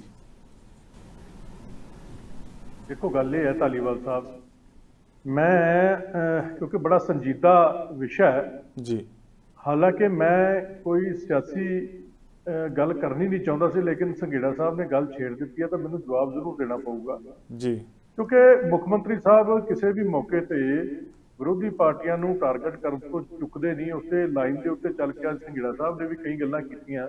ਮੈਂ ਇੱਕ ਤੁਹਾਨੂੰ ਵੀ ਤੇ ਸੰਘੇੜਾ ਸਾਹਿਬ ਨੂੰ ਵੀ ਬੇਨਤੀ ਕਰਨਾ ਚਾਹੂੰਗਾ, ਔਰ ਤੁਹਾਡੇ ਮਾਧਿਅਮ ਰਾਹੀਂ ਜਿਹੜੇ ਸਾਡੇ ਦਰਸ਼ਕ ਦੇਖ ਰਹੇ ਨੇ ਉਹਨਾਂ ਨੂੰ ਵੀ ਮੈਂ ਬੇਨਤੀ ਕਰਦਾ ਕਿ ਚੁੱਕ ਕੇ ਦੇਖੋ, ਪਿਛਲੇ ਸਮੇਂ ਦੇ ਵਿੱਚ ਜੋ ਮਾਈਗ੍ਰੇਸ਼ਨ ਹੋਈ ਹੈ, ਕਿਉਂਕਿ ਪੰਜਾਬੀਆਂ ਦਾ ਪੁਰਾਣਾ ਇੱਕ ਰੁਝਾਨ ਹੈ ਬਾਹਰ ਜਾਣ ਦਾ, ਲੇਕਿਨ ਅਫਸੋਸ ਨਾਲ ਕਹਿਣਾ ਪੈਂਦਾ ਹੈ ਕਿ ਜਦੋਂ ਦੀ ਇਹ ਸਰਕਾਰ ਬਣੀ ਹੈ, ਸਭ ਤੋਂ ਵੱਧ ਰਿਕਾਰਡ ਮਾਈਗ੍ਰੇਸ਼ਨ ਇਸ ਸਮੇਂ ਦੇ ਵਿੱਚ ਹੋਈ ਹੈ। ਇਹ ਜਿਹੜਾ ਹਜੇ ਗੱਲਾਂ ਕਰਦੇ ਬੈਠੇ ਇਹਨਾਂ ਨੂੰ ਪਤਾ ਨਹੀਂ ਇਸ ਗੱਲ ਦਾ। ਸਭ ਤੋਂ ਵੱਡੀ ਗੱਲ ਤਾਂ ਮੈਂ ਕਹਿੰਦਾ ਵੀ ਆਪਾਂ ਪੋਲੀਟੀਕਲ ਗੱਲਾਂ ਵਾਲੇ ਪਾਸੇ ਜਾਈਏ ਹੀ ਨਾ। ਮੈਂ ਤਾਂ ਇਹ ਕਹਿੰਦਾ ਵੀ ਆਪਾਂ ਰਲ ਕੇ ਸਿਰ ਜੋੜ ਕੇ ਕੋਈ ਇਹਦਾ ਸਥਾਈ ਹੱਲ ਸੋਚੀਏ। ਮੁੱਖ ਮੰਤਰੀ ਸਾਹਿਬ ਕਹਿੰਦੇ ਸੀ ਇੱਥੇ ਗੋਰੇ ਕੰਮ ਕਰਨ ਆਇਆ ਕਰਨਗੇ, ਇਹੋ ਜਿਹੀਆਂ ਗੱਲਾਂ ਉਹ ਹੁਣ ਵੀ ਇਹ ਕਰੀ ਜਾਂਦੇ ਨੇ। ਕਹਿੰਦੇ ਇਨਵੈਸਟਮੈਂਟ ਬਹੁਤ ਆ ਗਈ, ਸਾਨੂੰ 1 ਰੁਪਈਆ ਦੱਸ ਦੇਣ ਕਿੱਥੋਂ ਕਿਹਦਾ ਆਇਆ। ਇਹ ਤਾਂ ਐਵੇਂ ਸ਼ਗੂਫੇਬਾਜ਼ੀਆਂ ਨੇ। ਕਦੇ ਕਹਿੰਦੇ ਨੇ ਜੀ ਜਰਮਨੀ ਦੀ ਕੰਪਨੀ ਆ ਰਹੀ ਹੈ ਇੱਥੇ, ਉਹ ਪਹਿਲਾਂ ਦੀ ਆਈ, ਇੱਥੇ 1.5 ਸਾਲ ਪਹਿਲਾਂ ਤੋਂ ਕੰਮ ਕਰ ਰਹੀ ਸੀ। ਮੁੱਖ ਮੰਤਰੀ ਸਾਹਿਬ ਕਹਿੰਦੇ ਮੈਂ ਲੈ ਕੇ ਆਇਆ ਇੱਕ ਫਾਰਬੀਓ ਇੰਡੀਆ ਕੰਪਨੀ ਹੈ ਜਿਹੜੀ ਸਟਬਲ ਤੋਂ ਗੈਸ ਬਣਾਉਂਦੀ ਹੈ।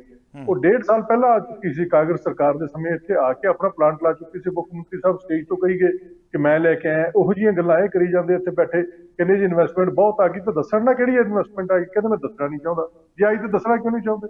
ਸੋ ਇਹ ਬੜੀਆਂ ਪੇਚੀਦਗੀ ਵਾਲੀਆਂ ਗੱਲਾਂ, ਸਿਆਸੀ ਗੱਲਾਂ ਨੇ। ਖੈਰ ਮੈਂ ਇਹਨਾਂ 'ਚ ਜਾਣਾ ਨਹੀਂ ਚਾਹੁੰਦਾ। ਮਸਲਾ ਇਸ ਗੱਲ ਦਾ ਸੰਜੀਦਾ ਮਸਲਾ ਹੈ। ਆਪਾਂ ਕਿਉਂਕਿ ਪਿੱਛੇ ਝਾਤ ਮਾਰੀਏ ਤਾਂ ਉਹਦੇ ਪਿੱਛੇ ਕੋਈ ਇੱਕ ਕਾਰਨ ਨਹੀਂ ਹੈ, ਕਾਰਨ ਕਈ ਹੈ। ਪੰਜਾਬ ਦੇ ਵਿੱਚ ਨਸ਼ਿਆਂ ਦਾ ਪਸਾਰਾ, ਲਾਅ ਐਂਡ ਆਰਡਰ ਦਾ ਮਾਹੌਲ, ਇੱਕ ਇਨਸਿਕਿਉਰਿਟੀ, ਸਭ ਤੋਂ ਵੱਡੀ ਗੱਲ ਇਨਸਿਕਿਉਰਿਟੀ ਦੀ ਹੈ। ਪਹਿਲਾਂ ਕਿਸੇ ਸਮੇਂ ਨਾ ਧਾਲੀਵਾਲ ਸਾਹਿਬ ਤੁਹਾਨੂੰ ਵੀ ਪਤਾ ਹੋਣਾ ਹੈ ਕਿ ਉਹ ਲੋਕ ਬਾਹਰ ਜਾਂਦੇ ਸੀ ਜਿਨ੍ਹਾਂ ਕੋਲ ਇੱਥੇ ਆਪਣਾ ਕੋਈ ਪ੍ਰੋਪਰ ਆਮਦਨ ਦਾ ਸਰੋਤ ਨਹੀਂ ਸੀ, ਕੋਈ ਜ਼ਮੀਨਾਂ ਨਹੀਂ ਸੀ, ਕੋਈ ਕਾਰੋਬਾਰ ਨਹੀਂ ਸੀ। ਉਹ ਲੋਕ ਆਪਣੇ ਬੱਚਿਆਂ ਨੂੰ ਬਾਹਰ ਭੇਜ ਦਿੰਦੇ ਸੀ ਕਿ ਉੱਥੇ ਜਾ ਕੇ ਚਲੋ ਸਟਰਗਲ ਕਰੇਗਾ, ਕੋਈ ਇਹਦੇ ਟਿਕਾਣੇ ਲੱਗ ਜਾਏਗਾ। ਇੱਦਾਂ ਹੋਇਆ ਵੀ, ਲੇਕਿਨ ਅਫਸੋਸ ਹੈ ਕਿ ਪਿਛਲੇ ਕੁਝ ਸਮੇਂ ਤੋਂ ਚੰਗੇ ਖਾਂਦੇ ਪੀਂਦੇ ਐਸਟੈਬਲਿਸ਼ਡ ਲੋਕ ਆਪਣੇ ਬੱਚਿਆਂ ਨੂੰ ਬਾਹਰ ਭੇਜ ਰਹੇ ਆ, ਆਪ ਬਾਹਰ ਜਾ ਰਹੇ ਆ, ਪਾਸਪੋਰਟ ਸਰੈਂਡਰ ਕੀਤੇ ਜਾ ਰਹੇ ਨੇ। ਇਹਦੇ ਪਿੱਛੇ ਕਾਰਨ ਕੇਵਲ ਸਟੇਟ ਦਾ ਨਹੀਂ, ਕਾਰਨ ਨੈਸ਼ਨਲ ਵੀ ਨੇ। ਕਿਉਂਕਿ ਇੱਕ ਇਨਸਿਕਿਉਰਿਟੀ, ਇੱਕ ਜਿਸ ਤਰ੍ਹਾਂ ਦਾ ਇੱਕ ਆਪਸ ਦੇ ਵਿੱਚ ਭਾਈਚਾਰਕ ਸਾਂਝ ਟੁੱਟਦੀ ਹੋਈ ਨਜ਼ਰ ਆ ਰਹੀ ਹੈ ਨਾ, ਉਹਦੇ ਕਰਕੇ ਇੱਕ ਅਜੀਬ ਜਿਹਾ ਮਾਹੌਲ, ਜਿੱਦਾਂ ਕਦੇ ਕਦੇ ਇਦਾਂ ਲੱਗਦਾ ਕਿ ਕਿਤੇ ਇਸ ਮੁਲਕ ਦੇ ਵਿੱਚ ਸਿਵਲ ਵਾਰ ਨਾ ਲੱਗ ਜੇ। ਬਾਹਰਲੀਆਂ ਸਟੇਟਾਂ ਤੋਂ ਜਿਸ ਤਰ੍ਹਾਂ ਦੇ ਸਾਨੂੰ ਖਬਰਾਂ ਦੇਖਣ ਨੂੰ ਮਿਲਦੀਆਂ ਨੇ ਕਿ ਕਿਤੇ ਆਹ ਦੰਗੇ ਹੋ ਗਏ, ਉਹ ਹੋ ਗਿਆ, ਆਹ ਹੋ ਗਿਆ, ਰੋਜ਼ ਕੁਝ ਨਾ ਕੁਝ ਇਸ ਤਰ੍ਹਾਂ ਦਾ ਨਜ਼ਰ ਆਉਂਦਾ, ਜਿਹਦੇ ਨਾਲ ਇੱਕ ਇਨਸਿਕਿਉਰਿਟੀ ਦੀ ਭਾਵਨਾ ਵੱਧਦੀ ਹੈ, ਜਿਹਦੇ ਕਰਕੇ ਯੂਥ ਦੇ ਵਿੱਚ ਨਿਰਾਸ਼ਾ ਫੈਲਦੀ ਹੈ। ਹੁਣ ਅੱਜ ਗੱਲ ਕਰੀਏ ਆਪਾਂ ਸਟੇਟ ਦੀ। ਸਟੇਟ ਦੇ ਵਿੱਚ ਵੀ ਮੈਂ ਇਹ ਨਹੀਂ ਕਹਿੰਦਾ ਵੀ ਕਾਂਗਰਸ ਸਰਕਾਰ ਨੇ ਕੋਈ ਬਹੁਤ ਵੱਡਾ ਮਾਰਕੇ ਦਾ ਕੰਮ ਕੀਤਾ ਜਾਂ ਫਲਾਣੇ ਕਿਸੇ ਨੇ ਜਾਂ ਅੱਜ ਦੀ ਮੌਜੂਦਾ ਸਰਕਾਰ ਨੇ ਕੋਈ ਬਹੁਤ ਗਲਤ ਕੰਮ ਕੀਤਾ। ਮੈਂ ਇਹ ਸਮਝਦਾ ਸਮੁੱਚੇ ਤੌਰ ਤੇ ਅਸੀਂ ਉਸ ਜੋ ਮਾਈਗ੍ਰੇਸ਼ਨ ਹੋ ਰਹੀ ਹੈ, ਜੋ ਬ੍ਰੇਨ ਡਰੇਨ ਹੋ ਰਿਹਾ, ਜੋ ਮਨੀ ਡਰੇਨ ਹੋ ਰਿਹਾ, ਉਸ ਨੂੰ ਨੱਥ ਪਾਉਣ ਦੇ ਵਿੱਚ ਅਸਫਲ ਹੋਇਆ। ਸਾਨੂੰ ਮੰਨਣਾ ਪਊਗਾ। ਨਹੀਂ ਮੰਨਾਂਗੇ ਤਾਂ ਉਹਦੇ ਨਾਲ ਕੋਈ ਸੱਚਾਈ ਬਦਲ ਨਹੀਂ ਜਾਣੀ। ਉਹਦੇ ਨਾਲ ਸਿਰਫ ਅਸੀਂ ਸੱਚਾਈ ਨੂੰ ਦੇਖ ਕੇ ਅੱਖਾਂ ਬੰਦ ਕਰ ਲਾਂਗੇ ਤੇ ਇਹ ਜਿਹੜਾ ਨੁਕਸਾਨ ਹੈ ਸਾਨੂੰ ਹੋਰ ਭੁਗਤਣਾ ਪਏਗਾ। ਨਿਰਾਸ਼ਾ ਦਾ ਕਾਰਨ ਇਹ ਹੈ ਕਿ ਇੱਥੇ ਜੋ ਕਾਰੋਬਾਰਾਂ ਦੀ ਕਿਸੇ ਸਮੇਂ ਅਸੀਂ ਦੇਖਦੇ ਰਹੇ, ਬਹੁਤ ਥੱਲੇ ਲੈਵਲ ਤੋਂ ਸ਼ੁਰੂ ਹੋ ਕੇ ਲੋਕਾਂ ਨੇ ਬੜਾ ਇੱਕ ਆਪਣਾ ਐਸਟੈਬਲਿਸ਼ਮੈਂਟ ਜਿਹੜੀ ਸਥਾਪਿਤ ਕੀਤੀ, ਚਾਹੇ ਇੰਡਸਟਰੀ ਦੇ ਵਿੱਚ, ਚਾਹੇ ਵਪਾਰ ਦੇ ਵਿੱਚ, ਚਾਹੇ ਕਿਸੇ ਵੀ ਖੇਤਰ ਦੇ ਵਿੱਚ, ਉਹ ਅੱਜ ਨਜ਼ਰ ਨਹੀਂ ਆ ਰਹੀ। ਫਿਰ ਸਰਕਾਰੀ ਨੌਕਰੀਆਂ ਦੀ ਜਿਹੜੀ ਇਨਸਿਕਿਉਰਿਟੀ ਹੈ ਕਿ ਉਹੀ ਗੱਲ ਜਿਹੜੀ ਕਹੀ ਜਾ ਰਹੀ ਹੈ ਕਿ ਜਿਹੜੀਆਂ ਨੌਕਰੀਆਂ ਜਿੰਨੀਆਂ ਹੈ ਨੇ ਤੇ ਉਮੀਦਵਾਰ ਉਸ ਤੋਂ ਕਿਤੇ ਜ਼ਿਆਦਾ ਨੇ। ਬੱਚੇ ਹੱਥੀਂ ਕੰਮ ਕਰਨ ਦੇ ਵਿੱਚ ਅੱਜ ਕੱਲ੍ਹ ਕਿਤੇ ਨਾ ਕਿਤੇ ਉਹ ਇਨਸਲਟ ਮਹਿਸੂਸ ਕਰਦੇ ਨੇ, ਬੇਇੱਜ਼ਤੀ ਮਹਿਸੂਸ ਕਰਦੇ ਨੇ ਕਿ ਅਸੀਂ ਹੱਥੀਂ ਕੰਮ ਨਹੀਂ ਕਰਨਾ, ਸਾਨੂੰ ਵਾਈਟ ਕਾਲਰ ਜੌਬ ਹੀ ਚਾਹੀਦੀ। ਤੇ ਵਾਈਟ ਕਾਲਰ ਜੌਬਸ ਜਿੰਨੀਆਂ ਕੁ ਮਿਲ ਸਕਦੀਆਂ ਨੇ ਉਨੀਆਂ ਹੀ ਮਿਲ ਸਕਦੀਆਂ ਨੇ, ਉਹਨਾਂ ਨੂੰ ਤੁਸੀਂ ਉਹਨਾਂ ਦੀ ਗਿਣਤੀ ਨਹੀਂ ਵਧਾ ਸਕਦੇ ਜੀ। ਅਫਸੋਸ ਇਸ ਗੱਲ ਦਾ ਹੈ ਕਿ ਇਹ ਜਿਹੜੀ ਨਿਰਾਸ਼ਾ ਫੈਲਦੀ ਜਾ ਰਹੀ ਹੈ, ਇਹ ਮਾਈਗ੍ਰੇਸ਼ਨ ਨੂੰ ਉਤਸ਼ਾਹਿਤ ਕਰਦੀ ਹੈ ਕਿ ਉੱਥੇ ਜਾ ਕੇ ਅਸੀਂ ਕੁਝ ਵੀ ਕਰ ਲਾਂਗੇ, ਇੱਥੇ ਨਹੀਂ ਕਰਨਾ। ਇਹ ਇੱਕ ਜਿਹੜੀ ਸੋਚ ਹੈ ਨਾ, ਇਸ ਨੂੰ ਬਦਲਣ ਦੀ ਲੋੜ ਹੈ। ਇੱਕ ਗੱਲ ਹੋਰ ਵੀ ਇੱਥੇ ਬੜੀ ਜ਼ਰੂਰੀ ਹੈ, ਜਿਵੇਂ ਤੁਸੀਂ ਕਿਹਾ ਹੈ ਕਿ ਅਸੀਂ ਉਹਨੂੰ ਐਕਸਪੈਂਡ ਨਹੀਂ ਕਰ ਸਕਦੇ, ਵਧਾ ਨਹੀਂ ਸਕਦੇ, ਪਰ ਮੈਂ ਇਹਦੇ ਨਾਲ ਇਹ ਵੀ ਗੱਲ ਐਡ ਕਰਨੀ ਚਾਹੂੰਗਾ, ਜੇ ਵਧਾ ਨਹੀਂ ਸਕਦੇ ਤਾਂ ਘੱਟੋ ਘੱਟ ਕਟੌਤੀ ਵੀ ਨਾ ਕੀਤੀ ਜਾਵੇ। ਹੁਣ ਤੱਕ ਸਰਕਾਰਾਂ ਨੇ ਜਿਹੜੀ ਵੈਕੈਂਸੀ ਦੇ ਉੱਤੇ ਕੈਂਚੀ ਜ਼ਰੂਰ ਫੇਰੀ ਆ। ਬਿਲਕੁਲ ਠੀਕ ਗੱਲ ਹੈ। ਮੈਂ ਉਹੀ ਗੱਲ ਕਹਿਣੀ ਚਾਹ ਰਿਹਾ ਸੀਗਾ ਕਿ ਜਿਹੜੀ ਇੱਕ ਤੇ ਜਿਹੜੀ ਨੌਕਰੀਆਂ ਦੇ ਵਿੱਚ ਜੋ ਆਪਾਂ ਦੇਖ ਰਹੇ ਹਾਂ ਕਿ ਕਮੀ ਆਉਂਦੀ ਜਾ ਰਹੀ ਹੈ, ਪ੍ਰਾਈਵੇਟ ਸੈਕਟਰ ਜਿਹੜਾ ਉਸ ਨੂੰ ਉਤਸ਼ਾਹਿਤ ਕੀਤਾ ਜਾ ਰਿਹਾ, ਚਾਹੇ ਠੇਕੇ ਦੀਆਂ ਭਰਤੀਆਂ ਜਾਂ ਹੋਰ। ਮੈਂ ਉਹੀ ਗੱਲ ਫਿਰ ਉਹ ਆ ਜਾਂਦੀ ਹੈ ਇਲਜ਼ਾਮਬਾਜ਼ੀ ਦੀ ਗੱਲ। ਮੈਂ ਕਹੂੰਗਾ ਜੀ ਅਕਾਲੀ ਦਲ ਦੀ ਸਰਕਾਰ ਨੇ ਸ਼ੁਰੂ ਕੀਤਾ ਸੀ, ਇਹਨੇ ਕੀਤਾ ਸੀ, ਉਹਨੇ ਕੀਤਾ ਸੀ, ਉਹ ਫਾਲਤੂ ਗੱਲਾਂ ਨੇ। ਅਸੀਂ ਸਾਰੇ ਰਲ ਕੇ ਆਪਣੀ ਜ਼ਿੰਮੇਵਾਰੀ ਲਈਏ ਤਾਂ ਹੀ ਗੁਜ਼ਾਰਾ ਹੋਣਾ। ਅੱਜ ਜਿਹੜੀ ਸਰਕਾਰ ਹੈ, ਕੱਲ ਨੂੰ ਜਿਹੜੀ ਸਰਕਾਰ ਬਣਨੀ ਹੈ, ਸਾਰੇ ਹੀ ਆਪਣੀ ਆਪਣੀ ਜ਼ਿੰਮੇਵਾਰੀ ਲੈਣ। ਮੈਂ ਇਸੇ ਕਰਕੇ ਮੁਖਾਤਿਬ ਹੋਇਆ ਸੀਗਾ ਕਿ ਲੋਕਾਂ ਦੇ ਜਿਹੜੇ ਹੱਕਾਂ ਦੀ ਪਹਿਰੇਦਾਰੀ ਹੈ ਉਹ ਤੁਹਾਡੇ ਹੱਥ ਹੈ। ਵੀ ਜਿਹੜੀ ਕਿਰਤ ਦੀ ਲੁੱਟ ਹੈ, ਜਿਹੜੀ ਉਜਰਤ ਦੀ ਲੁੱਟ ਹੈ, ਉਹਨੂੰ ਜਿਹੜਾ ਹੈ ਚਾਹੇ ਤੁਹਾਡੇ ਸਮੇਂ ਨਹੀਂ ਬਚਾ ਸਕੇ, ਪਰ ਹੁਣ ਇਨ ਓਪੋਜੀਸ਼ਨ ਤੁਸੀਂ ਜ਼ਰੂਰ ਉਹਦੀ ਬਖੂਬੀ ਜਿਹੜੀ ਹੈ ਪਹਿਰੇਦਾਰੀ ਕਰੋ। ਰਾਜਾ ਜੀ, ਧਾਲੀਵਾਲ ਸਾਹਿਬ ਇਸ ਮੇਰੀ ਲਾਈਨ ਪੂਰੀ ਹੋ ਜਾਂਦੀ ਹੋ ਜੀ। ਮੈਂ ਇਹ ਕਹਿ ਰਿਹਾ ਸੀਗਾ ਕਿ ਜੇ ਸਰਕਾਰੀ ਨੌਕਰੀਆਂ ਜਿੰਨੀਆਂ ਕਿ ਤੁਸੀਂ ਵੀ ਸੋਚਦੇ ਹੋਵੋਗੇ ਉਨੀਆਂ ਵੀ ਦੇ ਦਿੱਤੀਆਂ ਜਾਣ ਤਾਂ ਵੀ ਬੇਰੁਜ਼ਗਾਰੀ ਨਹੀਂ ਘਟਦੀ।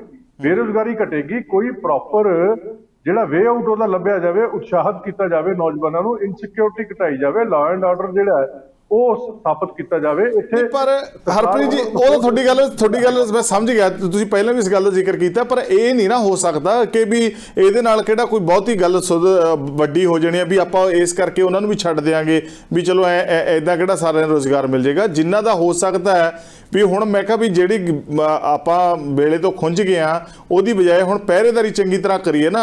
ਮੈਂ ਹੁਣ ਗੱਲ ਕਹਿਣਾ ਨਹੀਂ ਸੀ ਚਾਹੁੰਦਾ, ਪਰ ਤੁਸੀਂ ਬਾਰ-ਬਾਰ ਹੀ ਹੁਣ ਮੈਨੂੰ ਪੁੱਛ ਲਿਆ। ਗੱਲ ਇਹ ਹੈ ਵੀ ਕਦੇ-ਕਦੇ ਨਾ ਤੁਹਾਡੇ ਜਿਹੜੇ ਪਾਰਟੀ ਪ੍ਰਧਾਨ ਨੇ ਉਹ ਰੁਕ ਜਾਂਦੇ ਆ, ਗੱਲ ਕਹਿੰਦੇ ਬ੍ਰੇਕ ਲਾ ਲੈਂਦੇ ਆ। ਜਿਹੜੀ ਉਹਨਾਂ ਦੀ ਗੱਲ ਦਾ ਵਜ਼ਨ ਬਣਨਾ ਹੈ, ਜਿਹੜਾ ਕਿ ਉਹਨਾਂ ਨੇ ਸਿੱਧਾ ਸਰਕਾਰ ਨਾਲ ਅੜਨਾ ਹੈ, ਸਰਕਾਰ ਦੇ ਖਿਲਾਫ ਖੜਨਾ ਹੈ, ਲੋਕਾਂ ਦੇ ਲਈ ਖੜਨਾ ਹੈ, ਉੱਥੇ ਥੋੜਾ ਜਿਹਾ ਕਿਤੇ ਡਗਮਗਾਉਂਦੇ ਹੋਏ ਨਜ਼ਰ ਆ ਜਾਂਦੇ ਆ। ਤੁਸੀਂ ਸ਼ਾਇਦ ਇਨ ਟੱਚ ਨਹੀਂ ਹੋ। ਮੈਂ ਤਾਂ ਤੁਹਾਨੂੰ ਬੇਨਤੀ ਕਰਨੀ ਚਾਹੁੰਦਾ, ਤੁਸੀਂ ਦੇਖਿਆ ਕਰੋ ਪਿਛਲੇ ਮਹੀਨੇ ਦੇ ਵਿੱਚ ਅਸੀਂ 12 ਪ੍ਰੋਟੈਸਟ ਕੀਤੇ ਨੇ, ਇਸ ਮਹੀਨੇ ਦੇ ਵਿੱਚ 4-5 ਪ੍ਰੋਟੈਸਟ ਇਸ ਮਹੀਨੇ ਦੇ ਵਿੱਚ ਹੋ ਚੁੱਕੇ ਨੇ। ਅਸੀਂ ਤਾਂ ਮੁਖਰ ਹੋ ਕੇ ਆਪਣੀ ਗੱਲ ਕਹਿ ਰਹੇ ਹਾਂ। ਜੋ ਡਿਮਾਂਡਸ ਹੈ, ਜੋ ਪਬਲਿਕ ਇੰਟਰਸਟ ਹੈ, ਉਹਨਾਂ ਨੂੰ ਵੱਡੇ ਪੱਧਰ ਦੇ ਉੱਤੇ ਹਰ ਪਲੇਟਫਾਰਮ ਦੇ ਉੱਤੇ ਉਠਾਇਆ ਜਾ ਰਿਹਾ। ਕੋਈ ਪਾਰਟੀ ਪ੍ਰਧਾਨ ਵੱਲੋਂ ਕਿਸੇ ਤਰ੍ਹਾਂ ਦੀ ਕਮੀ ਨਹੀਂ, ਕੋਈ ਪਾਰਟੀ ਦੀ ਜਿਹੜੀ ਹੈ ਵਰਕਿੰਗ ਦੇ ਵਿੱਚ ਕਿਸੇ ਤਰ੍ਹਾਂ ਦੀ ਸਾਡੀ ਕਮੀ ਨਹੀਂ। ਹਾਂ, ਮੈਂ ਇਹ ਬਾਰ-ਬਾਰ ਫਿਰ ਕਿਉਂਕਿ ਤੁਸੀਂ ਉਸ ਗੱਲ ਦੇ ਉੱਤੇ ਮੁੜ ਕੇ ਨਹੀਂ ਲੈ ਕੇ ਆਉਂਦੇ ਗੱਲ ਨੂੰ, ਮੈਂ ਇਹ ਕਹੂੰਗਾ ਕਿ ਸਰਕਾਰ ਜਿਹੜੀ ਹੈ ਉਹ ਕੇਵਲ ਸਰਕਾਰੀ ਨੌਕਰੀਆਂ ਦੇਣਾ ਸਰਕਾਰ ਦਾ ਕੰਮ ਨਹੀਂ। ਜਿਹੜੀ ਹੈ ਅੱਛੀ ਗੱਲ ਹੈ, ਦੇਵੇ। ਪਹਿਲੀ ਗੱਲ ਤਾਂ ਉਹਦੇ ਵਿੱਚੋਂ ਤਕਰੀਬਨ 26-27 ਹਜ਼ਾਰ ਨੌਕਰੀਆਂ ਉਹ ਨੇ ਜਿਹੜੀਆਂ ਕਾਂਗਰਸ ਸਮੇਂ ਦੇ ਵਿੱਚ ਦਿੱਤੀਆਂ ਗਈਆਂ ਸੀ। ਜਿਹੜੀਆਂ 36 ਹਜ਼ਾਰ ਕਰਾ ਰਹੇ ਨੇ ਉਹ 'ਚੋਂ 26 ਹਜ਼ਾਰ ਤਾਂ ਉਹਨੇ ਜਿਹੜੀਆਂ ਕਾਂਗਰਸ ਦੇ ਸਮੇਂ ਦਿੱਤੀਆਂ ਜਾ ਚੁੱਕੀਆਂ ਸੀ। ਚਲੋ, ਮੈਂ ਇਹ ਕਹਿੰਦਾ ਉਸ ਦੇ ਨਾਲ ਮਾਹੌਲ ਵੀ ਬਣਾਉਣਾ ਪੈਂਦਾ ਤਾਂ ਕਿ ਲੋਕ ਜਿਹੜੇ ਨੇ ਉਹ ਜਿਹੜੇ ਸੈਲਫ ਇੰਪਲੋਇਮੈਂਟ ਕਰਨਾ ਚਾਹੁੰਦੇ ਨੇ, ਜਿਹੜੇ ਕਾਰੋਬਾਰ ਐਸਟੈਬਲਿਸ਼ ਕਰਨਾ ਚਾਹੁੰਦੇ ਨੇ, ਉਹ ਵੀ ਕਰ ਸਕਣ। ਇੱਕ ਸੁਰੱਖਿਅਤ ਮਾਹੌਲ ਪੈਦਾ ਕਰਨਾ ਚਾਹੀਦਾ। ਇੱਕ ਸਰਕਾਰ ਵੱਲੋਂ ਸਪੋਰਟ ਸਿਸਟਮ ਜਿਹੜਾ ਉਹ ਲਾਂਚ ਕਰਨਾ ਚਾਹੀਦਾ।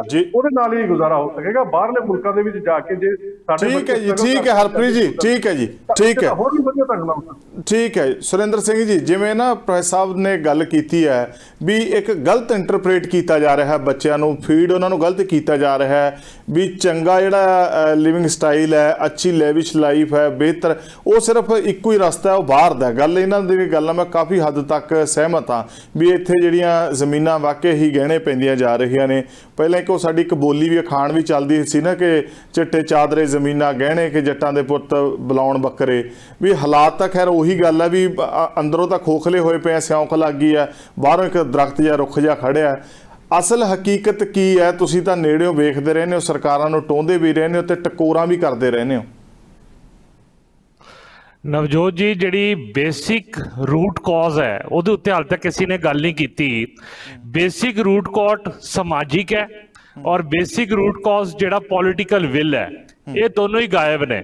ਅੱਜ ਜਿਹੜੇ ਸਾਡੇ ਬੱਚੇ ਉੱਥੇ ਜਾ ਕੇ ਪੀਜ਼ਾ ਡਿਲੀਵਰ ਕਰ ਦਿੰਦੇ ਨੇ, ਹਰ ਕੰਮ ਕਰ ਰਹੇ ਨੇ, ਕਿਉਂਕਿ ਉੱਥੇ ਲੋਕਾਂ ਨੂੰ ਜਿਹੜਾ ਵੀ ਕੰਮ ਕਰਨ, ਲੋਕਾਂ ਨੂੰ ਇੱਕੋ ਹੀ ਨਜ਼ਰ ਦੇ ਨਾਲ ਦੇਖਿਆ ਜਾਂਦਾ ਹੈ। ਉੱਥੇ ਇੱਜ਼ਤ ਦਾ ਪੈਮਾਨਾ ਕੋਈ ਐ ਨਹੀਂ ਹੈ ਕਿ ਤੁਸੀਂ ਕਿਹੜਾ ਕੰਮ ਕਰਦੇ ਹੋ, ਤੁਹਾਨੂੰ ਉੱਥੇ ਉਹੀਓ ਇੱਜ਼ਤ ਮਿਲੇਗੀ।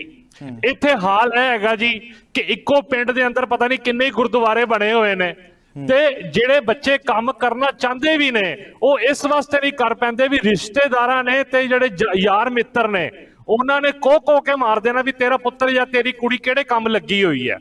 ਤੇ ਇਹ ਸਭ ਤੋਂ ਵੱਡਾ ਕਾਰਨ ਹੈ ਕਿ ਜਿਹੜਾ ਸਮਾਜਿਕ ਢਾਂਚਾ ਹੈ ਉਹੀਓ ਵਿਗੜਿਆ ਹੋਇਆ। ਔਰ ਉਸ ਤੋਂ ਬਾਅਦ ਜਿਹੜੀ ਪੋਲੀਟੀਕਲ ਵਿਲ ਹੈ, ਪੋਲੀਟੀਕਲ ਵਿਲ ਤੁਸੀਂ ਦੇਖੋ ਸੈਂਟਰ ਤੋਂ ਲੈ ਕੇ ਅੱਜ ਸੈਂਟਰ ਨੇ ਜਿੰਨੀ ਵੀ ਸਰਕਾਰੀ ਚੀਜ਼ਾਂ ਨੇ ਉਹ ਵੇਚਦੇ ਜਾ ਰਹੇ ਨੇ, ਪ੍ਰਾਈਵੇਟ ਕਰਦੇ ਜਾ ਰਹੇ ਨੇ। ਹਾਲ ਹੀ ਮੈਂ ਸੁਣ ਰਿਹਾ ਸੀ, ਬੱਚੇ ਜ਼ਿੰਮੇਵਾਰੀ ਤੋਂ ਨਹੀਂ ਭੱਜ ਰਹੇ, ਬੱਚੇ ਤਾਂ ਪੜ ਰਹੇ ਨੇ, ਮਿਹਨਤ ਕਰ ਰਹੇ ਨੇ, ਸਰਕਾਰਾਂ ਜ਼ਿੰਮੇਵਾਰੀ ਤੋਂ ਭੱਜ ਰਹੀਆਂ ਨੇ। ਸਰਕਾਰਾਂ ਚਾਹੁੰਦੀਆਂ ਨੇ ਕਿ ਅਸੀਂ ਬੈਠ ਕੇ ਮਲਾਈਆਂ ਖਾਈਏ, VIP ਗੱਡੀਆਂ 'ਚ ਘੁੰਮੀਏ, ਸਿਕਿਉਰਿਟੀ ਲੈ ਕੇ ਮਜ਼ੇ ਕਰੀਏ, 5 ਸਾਲ ਮਜ਼ੇ ਲਈਏ, ਉਸ ਤੋਂ ਬਾਅਦ ਪੈਨਸ਼ਨਾਂ ਖਾਂਦੇ ਰਹੀਏ। ਲੇਕਿਨ ਜਿਹੜੀ ਸਭ ਤੋਂ ਵੱਡੀ ਪ੍ਰੋਬਲਮ ਹੈ, ਸਭ ਤੋਂ ਵੱਡੀ ਪ੍ਰੋਬਲਮ ਇਹ ਹੈਗੀ ਹੈ ਕਿ ਪੋਲੀਟੀਕਲ ਵਿਲ ਨਹੀਂ ਹੈ। ਪੋਲੀਟੀਕਲ ਵਿਲ ਅਗਰ ਹੋਵੇ ਤੇ ਅੱਜ ਤੁਸੀਂ ਹਿਸਾਬ ਲਗਾਓ, ਚਲੋ ਮੈਂ ਸਾਰੀ ਕੰਟਰੀ ਦੀ ਗੱਲ ਨਹੀਂ ਕਰਦਾ, ਆਪਾਂ ਲਈ ਪੰਜਾਬ ਤੇ ਹੈਗੇ, ਆਪਾਂ ਪੰਜਾਬ ਦੀ ਗੱਲ ਕਰੀਏ। ਪੰਜਾਬ ਦੇ ਅੰਦਰ ਅਸੀਂ ਇੰਡਸਟਰੀ ਲਿਆਣੀ ਤੇ ਕੀ ਹੈ, ਜਿਹੜੀ ਆਪਣੀ ਇੰਡਸਟਰੀ ਸੀ ਉਹ ਵੀ ਸਰਕਾਰਾਂ ਰੋਕ ਨਹੀਂ ਸਕੀਆਂ। ਸਾਡੇ ਜਿਹੜੇ ਕੋਲ ਦੇ ਜਿਹੜੇ ਪ੍ਰਦੇਸ਼ ਹੈਗੇ ਨੇ, ਚਾਹੇ ਯੂਪੀ ਹੈ ਚਾਹੇ ਰਾਜਸਥਾਨ ਹੈ, ਲੋਕੀ ਉੱਥੇ ਚਲੇ ਗਏ। ਕਿਉਂ? ਉੱਥੇ ਕਾਰਨ ਕੀ ਹੈ ਕਿ ਇੱਥੋਂ ਦੇ ਜਿਹੜੇ ਪੋਲੀਟੀਕਲ ਲੀਡਰਸ ਨੇ ਇਹਨਾਂ ਨੂੰ ਇੱਕ ਦੂਜੇ ਦੇ ਉੱਤੇ ਟਿਚਕਰਾਂ ਕਰਨ ਦੇ ਇਲਾਵਾ ਹੋਰ ਕੁਝ ਆਂਦਾ ਹੀ ਨਹੀਂ। ਠੀਕ ਹੈ ਜੀ। ਕੋਈ ਅੱਛਾ मैं अज तक किसी भी लीडर ਨੂੰ ਕੀ ਕਹਿੰਦੇ ਨੇ ਪੰਜਾਬ ਦੀ ਡਿਵੈਲਪਮੈਂਟ ਦੀ ਗੱਲ ਕਰਦੇ ਸੁਣਦਾ ਹੀ ਨਹੀਂ। ਕੋਈ ਕਹਿੰਦਾ ਵੀ ਉਹ ਭਗਵੰਤ ਮਾਨ ਦੀ ਜਿਹੜੀ ਵਾਈਫ ਹੈ ਉਹਨੇ ਜੀ 1 ਕਰੋੜ ਦੀ ਅੰਗੂਠੀ ਪਾਈ ਹੈ ਜੀ, ਉਹਨੇ ਸੈਂਡਲ ਪਾਏ ਨੇ ਜੀ, ਉਹ ਕਹਿੰਦੇ ਜੀ ਕੈਪਟਨ ਸਾਹਿਬ ਦਾ। ਮਤਲਬ ਅਸੀਂ ਉਹਨਾਂ ਦੇ ਪਰਿਵਾਰਾਂ ਦੇ ਵੱਲ ਝਾਂਕ ਰਹੇ ਹਾਂ, ਜਦ ਕਿ ਤੁਹਾਨੂੰ ਪਬਲਿਕ ਨੇ ਆਪਣੇ ਵੈਲਫੇਅਰ ਵਾਸਤੇ ਲੈ ਕੇ ਆਏ ਨੇ। पब्लिक वेलफेयर सोचो बई। अज तुसी मेरी गल सुनो, अज भगवंत मान जी नूं मैं कांग्रेट करना वा कि उन्होंने हिम्मत करके एक शुरुआत की कि 35,000 नौकरियां दित्ती। तुसी 3.5 करोड़ की परसेंटेज कड्डो ना, 0.1% भी नहीं बनता 35,000, ठीक है जी। अच्छा, उस तो इलावा तुसी आ जाओ कि अज स्टेट की रेवन्यू जनरेशन तो है ही नहीं। ਅੱਜ ਕੀ ਕਹਿੰਦੇ ਨੇ, ਇਹ ਤੇ ਪਤਾ ਚੱਲ ਹੀ ਰਿਹਾ ਹੈਗਾ ਕਿ ਜਿਹੜਾ 50,000 ਕਰੋੜ ਕਰਜ਼ਾ 1.5 ਸਾਲ ਚ ਫੜ ਲਿਆ ਹੈਗਾ, ਤੇ ਸੋਚੋ ਜਿਹੜੇ ਬਾਕੀ ਪੀਰੀਅਡ ਦੇ ਅੰਦਰ ਪੰਜਾਬ ਕਿੰਨਾ ਵੱਡਾ ਕਰਜ਼ਾਈ ਹੋ ਜਾਏਗਾ। ਅੱਛਾ, ਉਸ ਤੋਂ ਬਾਅਦ ਤੁਹਾਨੂੰ ਪਤਾ ਹੋਵੇ ਕਿ ਵੀ ਅਗਰ ਅਸੀਂ ਦਿੱਕਤ ਵਿੱਚ ਹੈਗੇ ਤੇ ਸਾਨੂੰ ਸੈਂਟਰ ਦੇ ਨਾਲ ਮਿਲ ਕੇ ਰਹਿਣਾ ਪਏਗਾ। ਇਹ ਇੱਕ ਤਰਾਸਦੀ ਹੈ ਕਿ ਵੀ ਆਪਾਂ ਆਪਣਾ ਕੋਈ ਇੰਨਾ ਵੱਡਾ ਸਿਸਟਮ ਜਨਰੇਟ ਨਹੀਂ ਕਰ ਪਾ ਰਹੇ। ਅਸੀਂ ਸੈਂਟਰ ਨਾਲ ਵੀ ਪੰਗੇ ਲੈ ਰਹੇ ਹਾਂ, ਜਿਹੜੇ ਫੰਡਸ ਸਾਨੂੰ ਈਜ਼ੀਲੀ ਆ ਸਕਦੇ ਨੇ ਉਹ ਵੀ ਰੁਕ ਗਏ ਨੇ।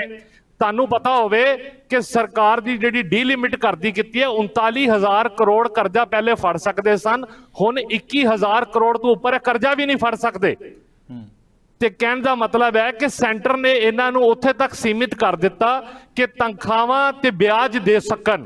ਮੈਨੂੰ ਦੱਸਣ ਕਿ ਵੀ ਇਹਨਾਂ ਨੇ ਹਾਲ ਤੱਕ ਰੈਵਨਿਊ ਜਨਰੇਸ਼ਨ, ਤੁਸੀਂ ਕਹਿ ਰਹੇ ਹੋ ਕਿ ਕੇਂਦਰ ਸਰਕਾਰ ਦੀਆਂ ਪਹਿਲਾਂ ਤੁਸੀਂ ਖਾਮੀਆਂ ਗਣਾਈਆਂ, ਉਹਨਾਂ ਦੀਆਂ ਹਰਕਤਾਂ ਬਾਰੇ ਦੱਸਿਆ ਵੀ ਜੇ ਉਹ ਠੀਕ ਨਹੀਂ ਹਨ, ਵੀ ਹੁਣ ਜੇ ਇਹ ਉਹਨਾਂ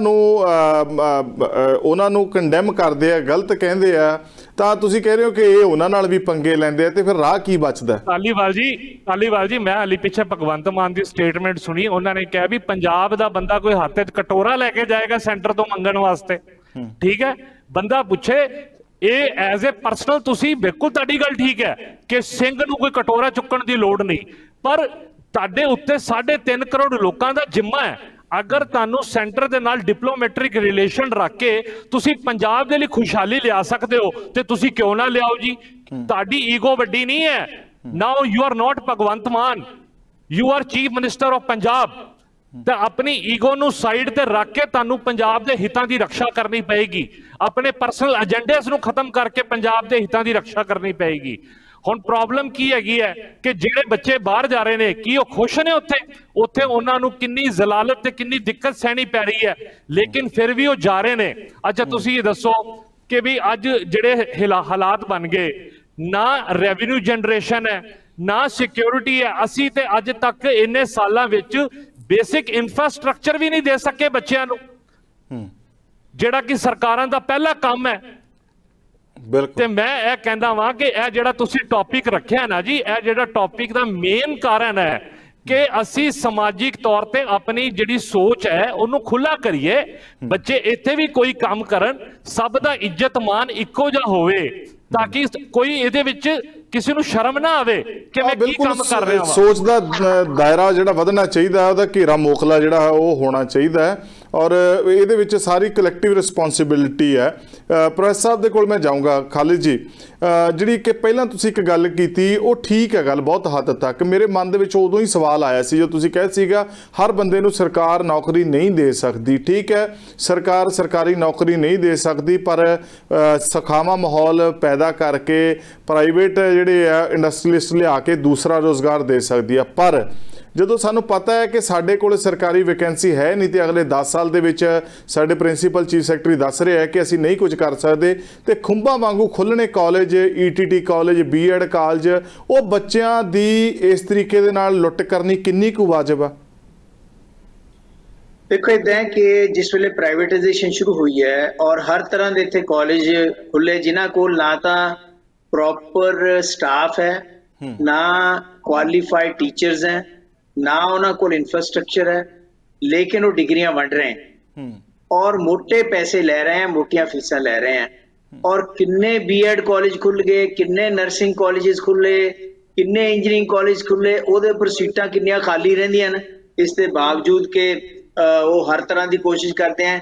इत्थे तक के ठेके ते भी स्टूडेंट्स नूं भर्ती किया जाता है, ਕਿ ਮੈਨੂੰ ਕਿਹਾ ਜਾਂਦਾ ਭਾਈ ਤੂੰ ਬੰਦਾ ਲੈ ਕੇ ਆਇਆ, ਤੈਨੂੰ ਇੰਨਾ ਕਮਿਸ਼ਨ ਦੇਾਂਗੇ, ਪਹਿਲੀ ਫੀਸ ਜਿਹੜੀ ਹੈਗੀ ਤੈਨੂੰ ਦੇ ਦਿਆਂਗੇ। ਕਈ ਤਰ੍ਹਾਂ ਦੇ ਹਰਬੇਲੇ ਕੀਤੇ ਜਾਂਦੇ ਆ।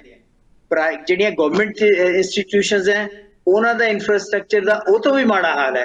ਗਵਰਨਮੈਂਟ ਕਾਲਜ ਦੇਖ ਲਓ, ਗਵਰਨਮੈਂਟ ਸਕੂਲਸ ਦੇਖ ਲਓ। ਗਵਰਨਮੈਂਟ ਸਕੂਲ ਦੇ ਵਿੱਚ ਆਪਾਂ ਹੁਣ ਹੀ ਦੇਖਦੇ ਹਾਂ ਕਿਤੇ ਚੋਰੀ ਹੋ ਗਈ, ਕਿਤੇ ਚੌਕੀਦਾਰ ਨਹੀਂ ਆ। ਹੁਣ ਥੋੜਾ ਕੋਸ਼ਿਸ਼ ਕੀਤੀ ਜਾ ਰਹੀ ਹੈ ਕਿ ਹਰ ਜਗ੍ਹਾ ਚੌਕੀਦਾਰ ਵੀ ਦਿੱਤਾ ਜਾਵੇ ਜਾਂ ਦੂਸਰੀ ਸਫਾਈ ਸੇਵਕ ਵੀ ਦਿੱਤੇ ਜਾਣ। ਤਾਂ ਮੇਰੇ ਕਹਿਣ ਦਾ ਮਤਲਬ ਹੈਗਾ ਕਿ ਇਹ ਇੱਕ ਅਲੱਗ ਮਸਲਾ ਹੈਗਾ।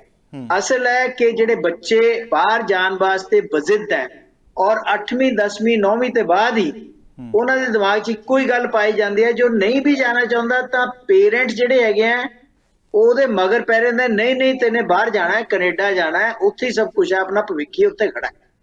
ਉਹ ਜਿਹੜੀ ਚੀਜ਼ ਹੈ ਉਸ ਚੀਜ਼ ਨੂੰ ਡੈਫੀਨੇਟਲੀ ਆਪਾਂ ਨੂੰ ਠੱਲ ਪਾਉਣੀ ਚਾਹੀਦੀ ਹੈ ਮਿਲ ਜੁਲ ਕੇ।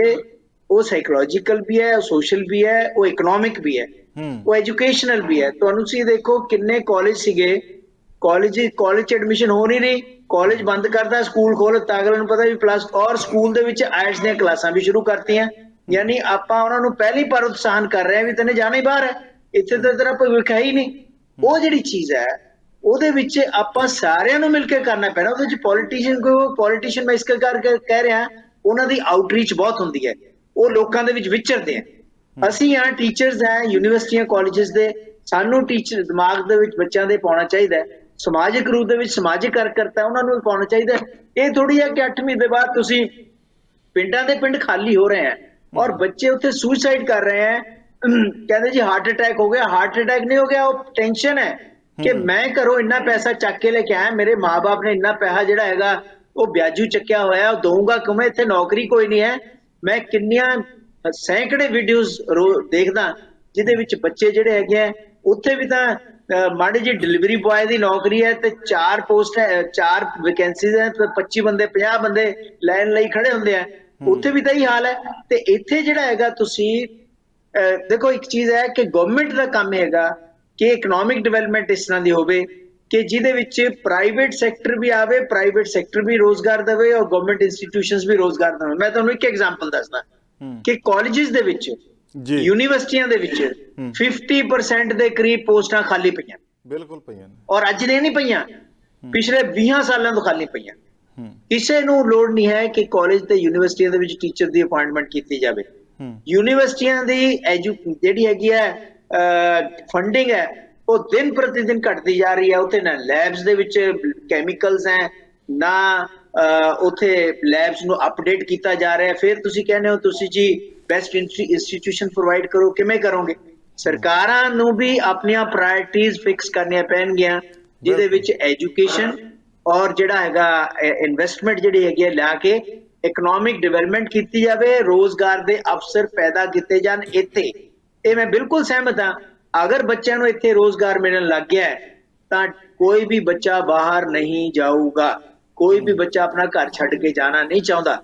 ਜਿਸ ਵੇਲੇ ਉਹਦੇ ਉੱਪਰ ਸੋਸ਼ਲ ਪ੍ਰੈਸ਼ਰ, ਇਕਨੋਮਿਕ ਪ੍ਰੈਸ਼ਰ ਹੁੰਦਾ ਔਰ ਉਹਨੂੰ ਦਿਮਾਗ ਦੇ ਵਿੱਚ ਵੀ ਆ ਪਿੰਡ ਦੇ 10 ਬੱਚੇ ਤਾਂ ਚਲੇ ਗਏ ਜੀ, ਉੱਥੇ ਜਾ ਕੇ ਕਰਜ਼ੇ ਤੇ ਸਾਰਾ ਸਮਾਨ ਚੱਕਦੇ ਆ, ਕਰਜ਼ੇ ਤੇ ਗੱਡੀਆਂ ਲੈਂਦੇ ਆ, ਕਰਜ਼ੇ ਤੇ ਹੋਰ ਚੀਜ਼ਾਂ ਲੈਂਦੇ ਆ, ਉੱਥੇ ਫਿਰ ਫੋਟੋਆਂ ਖਿੱਚ ਕੇ ਘਰੇ ਭੇਜਦੇ ਆ। ਉਹ ਕਹਿੰਦੇ ਜੀ ਸਾਰਾ ਉੱਥੇ ਤਾਂ ਬੜਾ ਹਾਰ ਯਾਰ ਹੈ। In fact they are in a very difficult situation. ਬਿਲਕੁਲ ਇਹਨਾਂ ਚੀਜ਼ਾਂ ਨੂੰ ਲੋਕਾਂ ਤੱਕ ਪਹੁੰਚਾਉਣਾ ਆਪਣਾ ਸਾਰਿਆਂ ਦਾ ਕੰਮ ਹੈ। ਬਿਲਕੁਲ 2-3 ਗੱਲਾਂ ਨੇ ਸੰਘੇੜਾ ਸਾਹਿਬ। ਇੱਕ ਤਾਂ ਇਹ ਹੈ ਕਿ ਜਿਹੜੀ ਕਾਲਜਸ ਤੇ ਯੂਨੀਵਰਸਿਟੀ ਦੇ ਵਿੱਚ ਖਾਸ ਕਰਕੇ ਪਿਛਲੇ ਲੰਮੇ ਸਮੇਂ ਤੋਂ ਵੈਕੈਂਸੀ ਖਾਲੀ ਪਈਆਂ ਨੇ ਉਹਨਾਂ ਨੂੰ ਪਹਿਲ ਦੇ ਆਧਾਰ ਦੇ ਉੱਤੇ ਫੁੱਲਫਿਲ ਕਰਨਾ ਚਾਹੀਦਾ। ਇਸ ਕਰਕੇ ਕਿ ਸਾਨੂੰ ਡਿਫਰੈਂਸ ਕਰਨਾ ਪਊਗਾ ਸਰਕਾਰ ਨੂੰ ਕਿ ਐਸੈਟ ਤੇ ਲਾਇਬਿਲਿਟੀ ਦੇ ਵਿੱਚ ਇੱਕ ਵੱਡਾ ਅੰਤਰ ਹੈ। ਜਿਹੜੀ ਸਿੱਖਿਆ ਹੈ ਉਹ ਸਰਕਾਰ ਦੀ ਇੱਕ ਜ਼ਿੰਮੇਵਾਰੀ ਹੈ, ਨਾ ਕਿ ਇੱਕ ਕੋਈ ਕਮਾਈ ਦਾ ਸਾਧਨ ਹੈ ਕਿ ਵੀ ਬੱਚੇ ਤਾਂ +2 ਕਰਕੇ ਬਾਹਰ ਜਾ ਰਹੇ ਹੈ ਤੇ ਇੱਥੇ ਫਿਰ ਅਧਿਆਪਕ ਭਰਤੀ ਕਰਕੇ ਕਰਨੇ ਕੀ ਹੈ। ਦੂਸਰੀ ਇਹਦੇ ਵਿੱਚ ਜਿਹੜੀ ਇੱਕ ਇੰਪੋਰਟੈਂਟ ਗੱਲ ਹੈ ਕਿ ਜੇਕਰ ਅਸੀਂ ਕਲਮਬੱਧ ਫੋਰਸ ਖੜੀ ਕਰ ਲਈਏ ਤਾਂ ਸਾਨੂੰ ਹਥਿਆਰਬੰਦ ਫੋਰਸਾਂ ਦੀ ਵੈਕੈਂਸੀਆਂ ਕੱਢਣੀਆਂ, ਉਧਰ ਉਹਨਾਂ ਨੂੰ ਭਰਤੀ ਕਰਨ ਦਾ ਜ਼ਿਆਦਾ ਜ਼ਰੂਰਤ ਨਹੀਂ ਪਊਗੀ। ਦੇਖੋ ਮੈਂ ਕੁਝ ਗੱਲਾਂ ਕਲੀਅਰ ਕਰਨੀਆਂ ਚਾਹੁੰਦਾ ਡਿਬੇਟ ਦੇ ਵਿੱਚ, ਜਿੱਦਾਂ ਗੱਲ ਇੱਧਰ ਨੂੰ ਚਲੇਗੀ ਕਿ ਸ਼ਾਇਦ ਸਰਕਾਰ ਜਿਹੜੀ ਆ ਉਹ ਸਾਰਿਆਂ ਨੂੰ ਹੀ ਕਹਿ ਰਹੀ ਆ ਕਿ ਜੌਬਸ, ਸਰਕਾਰੀ ਜੌਬਸ ਦੇ ਦੇਣੀਆਂ ਤੇ ਦੂਜੇ ਪਾਸੇ ਕੰਮ ਹੀ ਨਹੀਂ ਹੋ ਰਿਹਾ। ਨਹੀਂ, ਇਸ ਤਰ੍ਹਾਂ ਨਹੀਂ ਹੈ। ਮੈਂ ਪਹਿਲਾਂ ਵੀ ਦੱਸਿਆ ਹਰ ਇੱਕ ਜਗ੍ਹਾ ਤੇ ਸੀਐਮ ਸਾਹਿਬ ਜਿੱਥੇ ਵੀ ਬੋਲਦੇ ਆ, ਜਿੱਥੇ ਵੀ ਕੋਈ ਨਵਾਂ ਪ੍ਰੋਜੈਕਟ ਰੱਖਦੇ ਆ, ਉੱਥੇ ਇਹੀ ਗੱਲ ਚੱਲਦੀ ਆ ਕਿ ਇੰਨੇ ਦੀ ਇਨਵੈਸਟਮੈਂਟ, ਇਹਦੇ ਨਾਲ ਇੰਨਾ ਰੁਜ਼ਗਾਰ ਪੈਦਾ ਹੋਏਗਾ, ਇਸ ਏਰੀਏ ਦੇ ਵਿੱਚ ਲੋਕਾਂ ਨੂੰ ਇੰਨਾ ਫਾਇਦਾ ਹੋਏਗਾ। ਸੋ ਇਹ ਤਾਂ ਓਵਰਆਲ ਡਿਵੈਲਪਮੈਂਟ ਵੱਲ ਨੂੰ ਜਿਹੜਾ ਵਿਕਾਸ ਦਾ ਸਿੱਧਾ ਗੇੜਾ ਸ਼ੁਰੂ ਕਰਨਾ, ਪੋਜ਼ਿਟਿਵ ਗੇੜਾ ਸ਼ੁਰੂ ਕਰਨਾ, ਸਰਕਾਰੀ ਰੁਜ਼ਗਾਰ ਤੇ ਪ੍ਰਾਈਵੇਟ ਰੁਜ਼ਗਾਰ, ਉਹ ਤਾਂ ਡਿਵੈਲਪਮੈਂਟ ਦੇ ਨਾਲ ਸਾਰਾ ਹੀ ਪੈਰਲਲ ਚੱਲੇਗਾ। ਸੋ ਦੂਸਰੀ ਗੱਲ ਇਹ ਕਿ ਜਿਹੜੀ ਮੁੱਦੇ ਦੀ ਗੱਲ ਹੈ, ਜਿਹੜੀ ਰਾਜਾ ਜੀ ਨੇ ਗੱਲ ਕੀਤੀ ਹੈ ਕਿ ਇੱਥੇ ਮਤਲਬ ਇਹ ਬਹੁਤ ਵਧੀਆ ਇਹਨਾਂ ਨੇ ਗੱਲ ਕੀਤੀ ਹੈ ਕਿ ਅਸੀਂ ਉਹ ਜਿਹੜੀਆਂ ਗੱਲਾਂ ਦਾ ਵਿਕਾਸ ਨਾਲ ਸੰਬੰਧ ਹੀ ਕੋਈ ਨਹੀਂ ਹੈ, ਪੰਜਾਬ ਨਾਲ ਸੰਬੰਧ ਹੀ ਕੋਈ ਨਹੀਂ, ਨਿੱਜੀ ਗੱਲਾਂ ਬਣਾ ਕੇ ਅਸੀਂ ਕਰਦੇ ਹਾਂ, ਜਿਹੜੀ ਕਿ ਬੜੀ ਮੰਦਭਾਗੀ ਗੱਲ ਹੈ। ਪਰ ਹੈਗੇ ਆ ਕੁਝ ਲੀਡਰ ਜਿਹੜੇ ਕਿਸੇ ਦੀ ਵਾਈਫ ਦੇ ਨਾਂ ਤੇ, ਕਿਸੇ ਦੀ ਮਾਤਾ ਦੇ ਨਾਂ ਤੇ ਤੰਜ ਕੱਸੀ ਜਾਂਦੇ ਆ, ਪਤਾ ਨਹੀਂ ਕੋਈ ਗੱਲ ਹੈਗੀ ਵੀ ਆ ਕਿ ਨਹੀਂ ਹੈਗੀ। ਬਟ ਆਮ ਆਦਮੀ ਪਾਰਟੀ ਦਾ ਤੁਸੀਂ ਦੇਖਿਆ ਹੋਊਗਾ ਸੀਐਮ ਸਾਹਿਬ ਨੇ ਕਦੀ ਵੀ ਇਦਾਂ ਦੀ ਗੱਲ ਨਹੀਂ ਕੀਤੀ, ਸਾਡੇ ਮੰਤਰੀ ਕਦੀ ਵੀ ਇਦਾਂ ਦੀ ਗੱਲ ਨਹੀਂ ਕਰ ਰਹੇ। ਤੁਸੀਂ ਹਰਜੋਤ ਬੈਂਸ ਜੀ ਅੱਜ ਵੀ ਟੀਵੀ ਦੇ ਉੱਪਰ ਦੱਸ ਰਹੇ ਸੀਗੇ ਕਿ ਕਿੰਨੇ ਬੱਚੇ ਕਿੱਥੇ ਕਿਹੜੀ ਟ੍ਰੇਨਿੰਗ ਲਈ ਜਾ ਰਹੇ ਆ ਬਾਹਰਲੇ ਸੂਬਿਆਂ 'ਚ, ਕਿੱਥੇ ਪ੍ਰਿੰਸੀਪਲ ਟ੍ਰੇਨਿੰਗ ਲਈ ਜਾ ਰਹੇ ਆ, ਕਿੱਥੇ ਅਧਿਆਪਕ ਟ੍ਰੇਨਿੰਗ ਲਈ ਜਾ ਰਹੇ ਆ। ਅਸੀਂ ਸਕੂਲਾਂ ਦੀ ਗੱਲ ਕਰਦੇ ਹਾਂ, ਸਿਹਤ ਸਹੂਲਤਾਂ ਦੀ ਗੱਲ ਕਰਦੇ ਹਾਂ, ਰੁਜ਼ਗਾਰ ਦੀ ਗੱਲ ਕਰਦੇ ਹਾਂ, ਔਰ ਸੀਐਮ ਸਾਹਿਬ ਦਾ ਜ਼ੋਰ ਜਿਹੜਾ ਆ ਰੁਜ਼ਗਾਰ ਦੇਣ ਦੀ, ਇਨਵੈਸਟਮੈਂਟ ਲਿਆਉਣ ਲਈ, ਓਵਰਆਲ ਡਿਵੈਲਪਮੈਂਟ ਲਈ ਆ ਕਿ ਰੁਜ਼ਗਾਰ ਆਪੇ ਮਿਲੇਗਾ ਤੇ ਜਿਹੜਾ ਪ੍ਰਵਾਸ ਹੈ ਉਹ ਆਪੇ ਉਹ ਰੁਕੇਗਾ। ਲੋਕ ਅੱਕ ਹੀ ਜਾਂਦੇ ਆ। ਬਾਕੀ ਥੋੜਾ ਬਹੁਤ ਪ੍ਰਵਾਸ ਜਿਹੜਾ ਨੈਚੁਰਲ ਆ ਕਿਉਂਕਿ ਦੁਨੀਆ ਇੱਕ ਵਿਲੇਜ ਬਣ ਗਈ ਹੈ, ਇਨਫੋਰਮੇਸ਼ਨ ਸ਼ੇਅਰਿੰਗ ਹੋ ਗਈ ਹੈ ਤੇ ਉਹਨੂੰ ਰੋਕਣਾ ਵੀ ਨਹੀਂ ਚਾਹੀਦਾ, ਰਾਦਰ ਆਈ ਵੁੱਡ ਸੇ। ਤੇ ਪਰ ਇਹ ਆ ਵੀ ਇੱਥੇ ਹਾਲਾਤ ਸੁਖਾਵੇਂ ਬਣਨੇ ਚਾਹੀਦੇ, ਜਿਹਦੇ ਲਈ ਪੰਜਾਬ ਸਰਕਾਰ ਯਤਨਸ਼ੀਲ ਹੈ ਹਰ ਪਾਸੇ ਹੀ। ਆ ਜਿਹੜੀ ਯੂਨੀਵਰਸਿਟੀਆਂ ਦੀ ਤੁਸੀਂ ਗੱਲ ਕੀਤੀ ਹੈ, ਇੱਧਰਲੇ ਪਾਸੇ ਵੀ ਕੰਮ ਹੋ ਰਿਹਾ ਆ, ਛੇਤੀ ਉਹਦੇ ਚੰਗੇ ਰਿਜ਼ਲਟ ਵੀ ਆਉਣਗੇ। ਬਿਲਕੁਲ ਮੈਂ ਸਹਿਮਤ ਹਾਂ ਤੁਹਾਡੇ ਨਾਲ। ਆਮ ਆਦਮੀ ਪਾਰਟੀ ਦੀ ਤਾਂ ਪਹਿਲ ਹੀ ਇਹ ਆ, ਮੁੱਖ ਮੰਤਰੀ ਸਾਹਿਬ ਦੀ ਤਾਂ ਸੋਚ ਹੀ ਇਹ ਹੈ ਕਿ ਜੇ ਅਸੀਂ ਐਜੂਕੇਸ਼ਨ ਦੇਵਾਂਗੇ ਤਾਂ ਬੈਸਟ ਬਗਨ ਹਾਫ ਡਨ। ਐਜੂਕੇਸ਼ਨ ਤੇ ਸਭ ਤੋਂ ਵੱਧ ਬਜਟ ਖਰਚਿਆ ਜਾਣਾ ਚਾਹੀਦਾ। ਇੱਕ ਬੱਚਾ ਪੜ੍ਹਦਾ ਹੈ ਤਾਂ ਪੂਰਾ ਟੱਬਰ ਜਿਹੜਾ ਵੱਸਦਾ ਆ, ਤੇ ਉਹ ਆਪਣਾ ਸਰਕਾਰੀ ਨੌਕਰੀ ਨਹੀਂ ਇਕੱਲੀ, ਜੇ ਕੋਈ ਬਿਜ਼ਨਸ ਵੀ ਕਰਨਾ ਹੈ। ਅੱਜ ਕੱਲ੍ਹ ਉਹ ਪੁਰਾਣੀ ਗੱਲ ਤਾਂ ਰਹੀ ਨਹੀਂ ਹੈ ਕਿ ਬੱਚੇ ਨੇ ਆਪਣੇ ਡੈਡੀ ਦੀ ਦੁਕਾਨ ਤੇ ਬੈਠ ਜਾਣਾ ਤਾਂ ਕੰਮ ਚੱਲੀ ਜਾਊਗਾ। ਹਰ ਇੱਕ ਚੀਜ਼ ਜਿਹੜੀ ਆ, ਹਰ ਇੱਕ ਚੀਜ਼ ਲਈ ਐਜੂਕੇਸ਼ਨ ਦੀ ਲੋੜ ਹੈ। ਐਜੂਕੇਟਡ ਬੰਦਾ ਜਿਹੜਾ ਉਹ ਜ਼ਿਆਦਾ ਡਿਵੈਲਪ ਕਰਦਾ ਹੈ, ਜ਼ਿਆਦਾ ਵਿਕਾਸ ਕਰਦਾ, ਜ਼ਿਆਦਾ ਤੇਜ਼ੀ ਨਾਲ ਕਰਦਾ ਹੈ। ਸੋ ਸਾਰਿਆਂ ਪਾਸਿਆਂ ਵੱਲ ਪੰਜਾਬ ਸਰਕਾਰ ਧਿਆਨ ਦੇ ਰਹੀ ਹੈ। ਹਰਪ੍ਰੀਤ ਜੀ ਨੇ ਥੋੜ੍ਹਾ ਜਿਹਾ ਮਤਲਬ ਜ਼ਿਆਦਾ ਕਹਿਣ ਦੀ ਕੋਸ਼ਿਸ਼ ਕੀਤੀ ਹੈ। ਮੈਂ ਜ਼ਿਆਦਾ ਨਹੀਂ ਜਵਾਬ ਉਹਨਾਂ ਦੇ ਵੀ ਦੇਣੇ ਚਾਹੁੰਦਾ, ਜਿੱਦਾਂ ਉਹ ਕਹਿ ਰਹੇ ਸੀ ਵੀ ਦੱਸਣ ਤਾਂ ਕਿਹੜੀ ਇਨਵੈਸਟਮੈਂਟ ਆਈ। ਮੈਂ ਉੱਧਰਲੇ ਪਾਸੇ ਨੂੰ ਹਰਪ੍ਰੀਤ ਜੀ ਨਹੀਂ ਲਿਜਾਣੀ ਚਾਹੁੰਦਾ ਸੀਗਾ। ਅੱਜ ਦਾ ਮੁੱਦਾ ਜਿਹੜਾ ਧਾਲੀਵਾਲ ਸਾਹਿਬ ਨੇ ਰੱਖਿਆ ਨਾ, ਮੈਨੂੰ ਵੀ ਬਹੁਤ ਪਸੰਦ ਆ, ਸਾਰਿਆਂ ਨੂੰ ਬਹੁਤ ਪਸੰਦ ਹੈ, ਔਰ ਮੈਨੂੰ ਤੁਹਾਡੇ ਸਾਰਿਆਂ ਦੀਆਂ ਹੀ ਗੱਲਾਂ ਬਹੁਤ ਚੰਗੀਆਂ ਲੱਗੀਆਂ। ਜੇ ਇੱਦਾਂ ਦੀਆਂ ਡਿਬੇਟਸ ਹੋਣ ਲੱਗ ਜਾਣ ਤਾਂ ਮੇਰੇ ਖਿਆਲ 'ਚ ਦੂਜੀਆਂ ਕਈ ਗੱਲਾਂ ਜਿਹੜੀਆਂ ਉਹ ਤਾਂ ਲੋਕਾਂ ਲਈ ਇੰਟਰਟੇਨਿੰਗ ਜ਼ਰੂਰ ਹੁੰਦੀਆਂ ਹੈ, ਪਰ ਇਹਦੇ 'ਚੋਂ ਕੋਈ ਵਧੀਆ ਗੱਲ ਨਹੀਂ ਨਿਕਲਦੀ। ਅੱਜ ਜਿਹੜੀ ਇੱਕ ਵਧੀਆ ਗੱਲ ਨਿਕਲ ਕੇ ਆਈ ਹੈ ਕਿ ਸਰਬ ਪੱਖੀ ਵਿਕਾਸ ਜਿਹੜਾ ਹੋਣਾ ਚਾਹੀਦਾ ਸਾਰਿਆਂ ਨੂੰ, ਔਰ ਜਿਹੜੀ ਆਪਾਂ ਆਮ ਲੋਕਾਂ ਦੇ ਰੁਝਾਨ ਦੀ ਵੀ ਗੱਲ ਕੀਤੀ ਆ ਕਿ ਮਾਪਿਆਂ ਵਿੱਚ ਵੀ ਬੱਚਿਆਂ 'ਚ ਵੀ ਦੌੜਨ ਦਾ ਰੁਝਾਨ ਹੀ ਇੱਕ ਤਰ੍ਹਾਂ ਨਾਲ ਬਣ ਗਿਆ। ਉਹਨੂੰ ਸਮਾਜਿਕ ਜਥੇਬੰਦੀਆਂ ਨੂੰ ਵੀ, ਦੂਸਰਿਆਂ ਨੂੰ ਵੀ ਇਹਨੂੰ ਰੁਜ਼ਗਾਰ ਨੂੰ ਠੱਲ ਪਾਉਣੀ ਚਾਹੀਦੀ ਆ। ਉਹ ਤਾਂ ਹੀ ਹੋਊਗਾ ਜੇ ਇੱਥੇ ਅਪਰਚੁਨਿਟੀ ਜਿੱਦਾਂ ਨਿਕਲੀਆਂ ਆ, ਉਹ ਜਿੱਦਾਂ ਆਪਾਂ ਸਿੱਖਿਆ ਦੀ ਗੱਲ ਕਰਦੇ ਉਹਦਾ ਮਿਆਰ ਉੱਚਾ ਹੋਏਗਾ, ਟੀਚਰ ਹੋਰ ਭਰਤੀ ਹੋਣਗੇ, ਜਿਸ ਤਰ੍ਹਾਂ ਰੁਜ਼ਗਾਰ ਦੇ ਮੌਕੇ ਨਿਕਲੇ ਆ। ਜਿਸ ਤਰ੍ਹਾਂ ਮੈਂ ਪਹਿਲਾਂ ਵੀ ਬੇਨਤੀ ਕੀਤੀ ਸੀ ਕਿ 7000 ਨੌਕਰੀਆਂ ਜੇ ਪੁਲਿਸ 'ਚ ਨਿਕਲੀਆਂ, 36000 ਬੱਚਾ ਉਹਦੇ ਲਈ ਤਿਆਰੀ ਕਰ ਰਿਹਾ ਹੈ। ਤਿਆਰੀ ਕਰਨ ਨਾਲ, ਪੜ੍ਹਨ ਨਾਲ ਸਕਿੱਲ ਵੱਧਦੀ ਹੈ, ਆਸ ਨਾਲ ਬੱਚੇ ਹੋਪਫੁਲ ਹੁੰਦੇ ਆ, ਉਹ ਇੱਕ ਦੋ ਥਾਵਾਂ ਤੇ ਅਪਲਾਈ ਕਰਦੇ ਆ, ਉਹ ਆਪਣਾ ਕੰਮ ਸ਼ੁਰੂ ਕਰਨ ਬਾਰੇ ਵੀ ਸੋਚਦੇ ਆ, ਔਰ ਇਦਾਂ ਬੱਚੇ ਸਕਸੈਸਫੁਲ ਵੀ ਹੋਇਆ। ਰਾਜਾ ਜੀ ਨੇ ਇੱਕ ਬਹੁਤ ਵਧੀਆ ਗੱਲ ਕੀਤੀ ਹੈ ਕਿ ਬੱਚੇ ਆਪਣੇ ਇੱਥੇ ਸ਼ਰਮ ਮਹਿਸੂਸ ਕਰਦੇ ਆ, ਉਹੀ ਬਾਹਰ ਜਾ ਕੇ ਸਕਸੈਸਫੁਲ ਹੋ ਜਾਂਦੇ ਆ। ਇੱਥੇ ਵੀ ਚੇਂਜਸ ਆ ਰਹੀਆਂ। ਕੁਝ ਮੁੰਡਿਆਂ ਕੁੜੀਆਂ ਨੇ ਆਪਣੇ ਪ੍ਰਾਈਵੇਟ ਕੰਮ ਵੀ ਸ਼ੁਰੂ ਕੀਤੇ ਔਰ ਬੜੀ ਉਹਨਾਂ ਨੇ ਉਹਦੇ ਵਿੱਚ ਤਰੱਕੀ ਕੀਤੀ ਹੈ। ਔਰ ਸਾਰਾ ਐਜੂਕੇਸ਼ਨ ਤਾਂ ਇਹਦੀ ਹੱਬ ਹੈ ਜਿੱਥੋਂ ਸਾਰਾ ਕੁਝ ਸ਼ੁਰੂ ਹੋਣਾ ਚਾਹੀਦਾ ਹੈ। ਉਹਦੇ ਨਾਲ ਹੀ ਸਾਰਾ ਜਿਹੜਾ ਪੋਜ਼ਿਟਿਵ ਮੋੜ ਆ ਸਕਦਾ, ਔਰ ਉਹਦੇ ਵਾਸਤੇ ਪੰਜਾਬ ਸਰਕਾਰ ਜਿਹੜੀ ਯਤਨਸ਼ੀਲ ਹੈ, ਔਰ ਭਗਵੰਤ ਮਾਨ ਸਾਹਿਬ ਯਤਨਸ਼ੀਲ ਨੇ। ਭਗਵੰਤ ਮਾਨ ਸਾਹਿਬ ਨੇ ਹਮੇਸ਼ਾ ਹੀ ਮੁੱਦਿਆਂ ਦੀ ਗੱਲ ਕੀਤੀ ਆ ਔਰ ਉਹਨਾਂ ਤੇ ਪਹਿਰਾ ਦਿੰਦੇ ਆ ਅਸੀਂ, ਔਰ ਉਹਦੇ ਅੰਕੜਿਆਂ ਦੇ ਨਾਲ ਅਸੀਂ ਦੱਸਦੇ ਹਾਂ ਕਿੱਥੇ ਕੀ ਹੋਇਆ। ਜਿਸ ਤਰ੍ਹਾਂ ਨੌਕਰੀਆਂ ਦਾ ਦੱਸਿਆ 36524 ਸੀਐਮ ਸਾਹਿਬ ਨੇ ਅਜੇ ਬਿਆਨ ਦਿੱਤਾ ਹੈ ਕੱਲ ਅੱਜ। 36524 ਤੋਂ ਇੱਕ ਵੀ ਨੌਕਰੀ ਤੁਸੀਂ ਘਟਾ ਕੇ ਦੱਸ ਦਿਓ। ਪਹਿਲਾਂ ਵਾਲੀ ਗੱਲ ਹੀ ਨਹੀਂ ਹੈ, 30000 ਨੌਕਰੀਆਂ ਦੇਤੀਆਂ ਜੀ। ਜਦੋਂ ਅਸੀਂ ਕਹਿੰਦੇ ਹੁੰਦੇ ਸੀ 5 ਦੱਸ ਦਿਓ, ਕਿਸੇ ਨੇ 5 ਵੀ ਨਹੀਂ ਸੀ ਦੱਸੀਆਂ। ਸੋ 3 ਨੌਕਰੀਆਂ ਦਾ ਪਤਾ ਸਾਰਿਆਂ ਨੂੰ, ਕਾਂਗਰਸ ਸਰਕਾਰ ਵੇਲੇ 3 ਨੌਕਰੀਆਂ ਦਿੱਤੀਆਂ ਸੀਗੀਆਂ, ਉਹ ਵੀ ਪੁਰਾਣੇ ਕਿਸੇ ਸੀਐਮ ਦੇ ਪੋਤੇ ਨੂੰ, ਇੱਕ ਮੰਤਰੀ ਦੇ ਕਿਸੇ ਨੂੰ ਤਹਿਸੀਲਦਾਰ ਲਾਇਆ ਸੀਗਾ, ਇੱਕ ਨੂੰ ਥਾਣੇਦਾਰ ਲਾਇਆ ਸੀ। ਇਸ ਤਰ੍ਹਾਂ 3 ਨੌਕਰੀਆਂ ਸੀਗੀਆਂ, ਤੇ ਜਾਂ ਫਿਰ ਕੋਈ ਤਰਸ ਦੇ ਆਧਾਰ ਤੇ ਕਿਸੇ ਨੂੰ ਕੋਈ ਰੱਖ ਲਿਆ, ਕਿਤੇ ਹੋਰ ਰੱਖ ਲਿਆ, ਕੁਛ ਇਸ ਤਰ੍ਹਾਂ ਦਾ ਸੀਗਾ। ਔਰ ਜੋ ਵੀ ਤਬਦੀਲੀਆਂ ਭਗਵੰਤ ਮਾਨ ਸਾਹਿਬ ਦੀ ਸਰਕਾਰ ਵੇਲੇ ਹੋਈਆਂ ਆ ਮੁੱਖ ਮੰਤਰੀ ਸਾਹਿਬ ਨੇ ਜੋ ਕੀਤੀਆਂ ਉਹ ਠੋਸ ਨੇ। ਕੱਲ ਵੀ 2 ਕਰੋੜ ਰੁਪਈਆ ਸ਼ਹੀਦਾਂ ਦੇ ਪਰਿਵਾਰ ਨੂੰ ਦੇ ਕੇ ਆਏ ਨੇ। ਦੇਖੋ ਜਿੱਥੇ ਕੋਈ ਦੇਸ਼ ਦੀ ਸਰਹੱਦ ਤੇ ਆਪਣਾ ਸਰਹੱਦੀ ਸੂਬਾ ਆ, ਜ਼ਿਆਦਾ ਬੱਚੇ ਆਪਣੇ ਇੱਥੇ ਦੇ ਰਹੇ, ਜਿੱਥੇ ਦੇ ਵੀ ਮਰਜ਼ੀ ਹੋਣ, ਹਰ ਇੱਕ ਸੂਬੇ ਨੂੰ ਬਾਂਹ ਫੜਨੀ ਚਾਹੀਦੀ ਆ। ਜਿਹੜੇ ਪਰਿਵਾਰ ਦਾ ਮੁਖੀ ਚਲਾ ਗਿਆ, ਦੇਖੋ ਉਹ ਤਾਂ ਆਪਾਂ ਵਾਪਸ ਲਿਆ ਨਹੀਂ ਸਕਦੇ। ਜਿਹਨੇ ਦੇਸ਼ ਦੇ ਵਾਸਤੇ ਕੋਈ ਆਪਣੀ ਜਾਨ ਕੁਰਬਾਨ ਕਰ ਗਿਆ, ਉਹਦੇ ਪਰਿਵਾਰ ਨੂੰ ਪਹਿਲੀ ਵਾਰੀ ਆਮ ਆਦਮੀ ਪਾਰਟੀ ਨੇ ਇਹ ਰੀਤ ਹੋ ਰਹੀ ਆ ਵੀ ਪਰਿਵਾਰ ਨੂੰ ਆਰਥਿਕ ਤੌਰ ਤੇ ਤਾਂ ਸੰਭਿਆ ਜਾਵੇ। ਉਹਦੇ ਘਰ ਜਾ ਕੇ ਬਕਾਇਦਾ CM ਸਾਹਿਬ ਆਪ 1 ਕਰੋੜ ਰੁਪਈਆ ਦੇ ਕੇ ਆਉਂਦੇ ਆ। ਬਿਜਲੀ ਫ੍ਰੀ ਕਰਨ ਦੀ ਗੱਲ ਕੀਤੀ ਸੀ, ਉਹ ਪ੍ਰੈਕਟੀਕਲੀ 90% ਲੋਕਾਂ ਦਾ ਬਿੱਲ ਜ਼ੀਰੋ ਆ ਰਿਹਾ। ਕਿਸੇ ਹੋਰ ਸੀਜ਼ਨ 'ਚ 85% ਤੱਕ ਵੀ ਆ ਜਾਂਦਾ ਹੈ ਜਦੋਂ ਜ਼ਿਆਦਾ ਬਿਜਲੀ ਦੀ ਖਪਤ ਵੱਧਦੀ ਹੈ, ਥੋੜ੍ਹੇ ਜਿਹੇ ਲੋਕ ਉਸ ਉੱਪਰ ਬਿੱਲ ਦੇਣ ਵਾਲੀ ਬ੍ਰੈਕਟ 'ਚ ਆ ਜਾਂਦੇ ਆ। ਸੋ ਹਰ ਪਾਸੇ ਕੰਮ ਹੋ ਰਿਹਾ ਆ। ਜੇ ਸਕੂਲ ਖੋਲ੍ਹਣ ਦੀ ਗੱਲ ਕੀਤੀ, ਨੁਕਤਾਚੀਨੀ ਉੱਤੇ ਵੀ ਹੋਈ ਆ। ਸਕੂਲ ਨਵੇਂ ਖੋਲ੍ਹਣ ਦੀ ਗੱਲ ਕੀਤੀ ਹੈ, ਸਕੂਲਾਂ ਦੀ ਟ੍ਰੇਨਿੰਗ ਦੀ ਗੱਲ ਕੀਤੀ ਹੈ, ਅਧਿਆਪਕਾਂ ਦੀ ਟ੍ਰੇਨਿੰਗ ਦੀ ਗੱਲ ਕੀਤੀ ਹੈ, ਇਨਵੈਸਟਮੈਂਟ ਲਿਆਉਣ ਦੀ ਗੱਲ ਕੀਤੀ ਹੈ। ਉਹ ਸਾਰੀ ਰੀਅਲ ਹੈ। ਆਪਾਂ ਨੂੰ ਉਹਨੂੰ ਇਦਾਂ ਹੀ ਕਹਿਣ ਨਾਲ ਨਹੀਂ ਝੁਠਲਾ ਸਕਦੇ। ਜਿਹੜਾ ਹੁਣ ਹਰਪ੍ਰੀਤ ਜੀ ਨੇ ਇੱਕ ਲਾਈਨ ਹੋਰ ਇਹਨਾਂ ਨੇ ਇਹ ਗੱਲ ਕਹੀ ਜੀ ਇਹਦੇ 'ਚੋਂ 26,000 ਨੌਕਰੀਆਂ ਤਾਂ ਸਾਡੇ ਵੇਲੇ ਦੀਆਂ ਸੀਗੀਆਂ। ਹਰਪ੍ਰੀਤ ਜੀ ਨਹੀਂ, ਆਪਣੀ ਹੁਣ ਕੋਈ ਇਲੈਕਸ਼ਨ ਥੋੜੀ ਆ ਨੇੜੇ, ਆਪਾਂ ਸ਼ੁਰੂ ਕਰ ਲੈਂਦੇ ਸੀਗੇ, ਆਪਾਂ ਨਹੀਂ ਸੀ ਕਰਦੇ। ਬਾਅਦ 'ਚ ਸਰਕਾਰ ਦੂਜੀ ਆ ਜਾਂਦੀ ਸੀ, ਉਹ ਚੱਕ ਕੇ ਹੁਣ ਠੰਡੇ ਬਸਤੇ 'ਚ ਪਾ ਦਿੰਦੀ ਸੀਗੀ। ਆਪਾਂ 5 ਸਾਲ ਇਹੀ ਮਤਲਬ 5 ਟਰਮਾਂ 2002 ਤੋਂ ਬਾਅਦ ਇਦਾਂ ਹੀ ਚੱਲਦਾ ਰਿਹਾ। And that is very unfortunate ਸਾਹਿਬ। ਇੱਕ ਤੁਹਾਡੀ ਗੱਲ ਨਾਲ ਸਹਿਮਤ ਨੇ ਤੁਸੀਂ। ਗੱਲ ਕਹੀ ਨੌਕਰੀਆਂ ਚੰਨੀ ਸਰਕਾਰ ਨੇ ਦਿੱਤੀਆਂ ਸੀ, ਤੁਸੀਂ ਉਹਨਾਂ ਨੂੰ ਡਿਨਾਈ ਕਰਦੇ। ਚੰਨੀ ਸਰਕਾਰ ਨੇ ਤਾਂ ਬੋਰਡ ਲਾਏ ਸੀ 26,000 ਨੌਕਰੀਆਂ ਦੋ ਥਾਵਾਂ ਤੋਂ ਜਮਾਤ ਤਾਂ ਹੀ। ਮੈਨੂੰ ਤੁਸੀਂ ਦੱਸੋ ਨਾ, ਮੈਨੂੰ ਤੁਸੀਂ ਦੱਸੋ ਵੀ ਇੰਟਰਵਿਊਜ਼ ਕਦੋਂ ਹੋਈਆਂ? ਮੈਂ ਦੱਸ ਦਿੰਦਾ। ਨੌਕਰੀਆਂ ਵੈਕੈਂਸੀਜ਼ ਕਦੋਂ ਕੱਢੀਆਂ ਗਈਆਂ? ਇੰਟਰਵਿਊਜ਼ ਕਦੋਂ ਹੋਈਆਂ? ਮੈਂ ਦੱਸ ਦਿੰਦਾ। ਸਰਕਾਰ ਵੇਲੇ ਹੋਈਆਂ। ਸਿਰਫ ਨਿਯੁਕਤੀ ਪੱਤਰ ਦੇਣ ਤੱਕ ਇਹਨਾਂ ਦੀ ਸਰਕਾਰ ਆ ਗਈ ਤੇ ਉਹਦਾ ਕ੍ਰੈਡਿਟ ਲੈਂਦੇ ਫਿਰਦੇ। ਗਲਤ ਗੱਲ ਹੈ। ਤੁਸੀਂ ਦੱਸੋ ਉਹਦੇ ਇੰਟਰਵਿਊਜ਼ ਕਦੋਂ ਕਾਲ ਕੀਤੇ? ਗੱਲ ਸੁਣੋ, ਮੈਂ ਤੁਹਾਨੂੰ ਇੱਕੋ ਸਵਾਲ ਪੁੱਛਦਾ।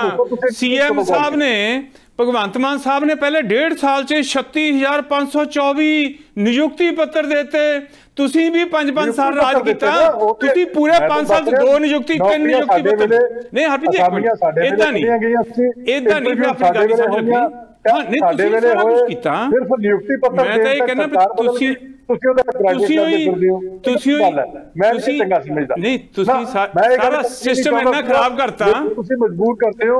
ਮੈਂ ਜਨਤਾ ਨੂੰ ਦੱਸਣਾ ਚਾਹੁੰਦਾ ਕਿ ਉਸ ਜਿਹੜੀਆਂ ਵੈਕੈਂਸੀਜ਼ ਹੈ ਉਹਦੀਆਂ ਅਸਾਮੀਆਂ ਕੱਢੀਆਂ ਗਈਆਂ। ਦੱਸਣਾ ਚਾਹੁੰਦਾ ਨਾ, ਟੈਸਟ ਹੋਏ ਕਾਂਗਰਸ ਵੇਲੇ, ਮੈਂ ਵੀ ਹੋਏ ਕਾਂਗਰਸ ਵੇਲੇ, ਸਿਰਫ ਨਿਯੁਕਤੀ ਪੱਤਰ ਦੇਣ ਤੱਕ ਮੈਂ ਵੀ ਇਹੀ ਜਨਤਾ ਨੂੰ ਦੱਸਣਾ ਚਾਹੁੰਦਾ ਹਾਂ। ਦੇਖ ਕੇ ਉਸਦਾ ਕ੍ਰੈਡਿਟ ਲੈਂਦੇ ਫਿਰਦੇ। ਮੈਂ ਉਹੀ ਕਹਿਣਾ ਨਾ ਜੀ। ਹਾਂ ਹਰਪ੍ਰੀਤ ਜੀ, ਤੁਸੀਂ ਬੜੀ ਜਿਹੜੀ ਨਾ ਸੋਚ ਕੇ ਸਟੇਟਮੈਂਟ ਦਿੱਤੀ ਆ ਵੀ ਭੰਬਲ ਭੂਸਾ ਜਿਹਾ ਪੈ ਜਾਵੇ। ਮੈਂ ਵੀ ਲੋਕਾਂ ਨੂੰ ਦੱਸਣਾ ਚਾਹੁੰਦਾ ਹਾਂ ਕਿ ਭਗਵੰਤ ਮਾਨ ਸਾਹਿਬ ਨੇ ਨਹੀਂ, ਮੈਨੂੰ ਹੁਣ ਆਪਾਂ ਮੈਂ ਨਹੀਂ ਬੋਲਿਆ ਤੁਹਾਡੀ ਗੱਲ 'ਚ, ਮੇਰੀ ਗੱਲ 'ਚ ਨਾ ਬੋਲੋ, ਮੈਨੂੰ ਦੱਸ ਲੈਣ ਦਿਓ ਨਾ। ਫਿਰ ਭਗਵੰਤ ਮਾਨ ਸਾਹਿਬ ਨੇ 36,524 ਨਿਯੁਕਤੀ ਪੱਤਰ ਆਪਣੇ ਹੱਥਾਂ ਨਾਲ ਦਿੱਤੇ ਆ। ਪਿਛਲੇ 20 ਸਾਲ 'ਚ ਤੁਹਾਡੇ ਲੀਡਰ ਦੱਸ ਦੇਣ ਕਿੰਨੇ ਦਿੱਤੇ ਆ। ਇਸੇ ਕਰਕੇ ਪ੍ਰਕਾਸ਼ ਸਿੰਘ ਬਾਦਲ ਸਾਹਿਬ ਵੀ ਹਾਰ ਗਏ ਸੀਗੇ, ਸੁਖਬੀਰ ਬਾਦਲ ਸਾਹਿਬ ਵੀ ਹਾਰ ਗਏ ਸੀ, ਉਹਨਾਂ ਦੇ ਸਾਲਾ ਸਾਹਿਬ ਵੀ ਹਾਰ ਗਏ ਸੀ, ਉਹਨਾਂ ਦੀ ਪਤਨੀ ਵੀ ਹਾਰ ਗਈ ਸੀ, ਹੋਰ ਉਹਨਾਂ ਦੇ ਜਿਹੜੇ ਰਿਸ਼ਤੇਦਾਰ ਸੀ ਉਹ ਵੀ ਹਾਰ ਗਏ ਸੀ। ਚੰਨੀ ਸਾਹਿਬ ਵੀ 2 ਥਾਵਾਂ ਤੇ ਜ਼ਮਾਨਤ ਜ਼ਬਤ ਹੋ ਗਈ, ਕੈਪਟਨ ਸਾਹਿਬ ਦੀ ਵੀ ਜ਼ਮਾਨਤ ਜ਼ਬਤ ਹੋ ਗਈ, ਸਾਰੇ ਹੀ ਹਾਰ ਗਏ। ਉਹ ਇਸੇ ਕਰਕੇ ਹਾਰੇ, ਦਿੱਤਾ ਹੀ ਨਹੀਂ ਨਿਯੁਕਤੀ ਪੱਤਰ।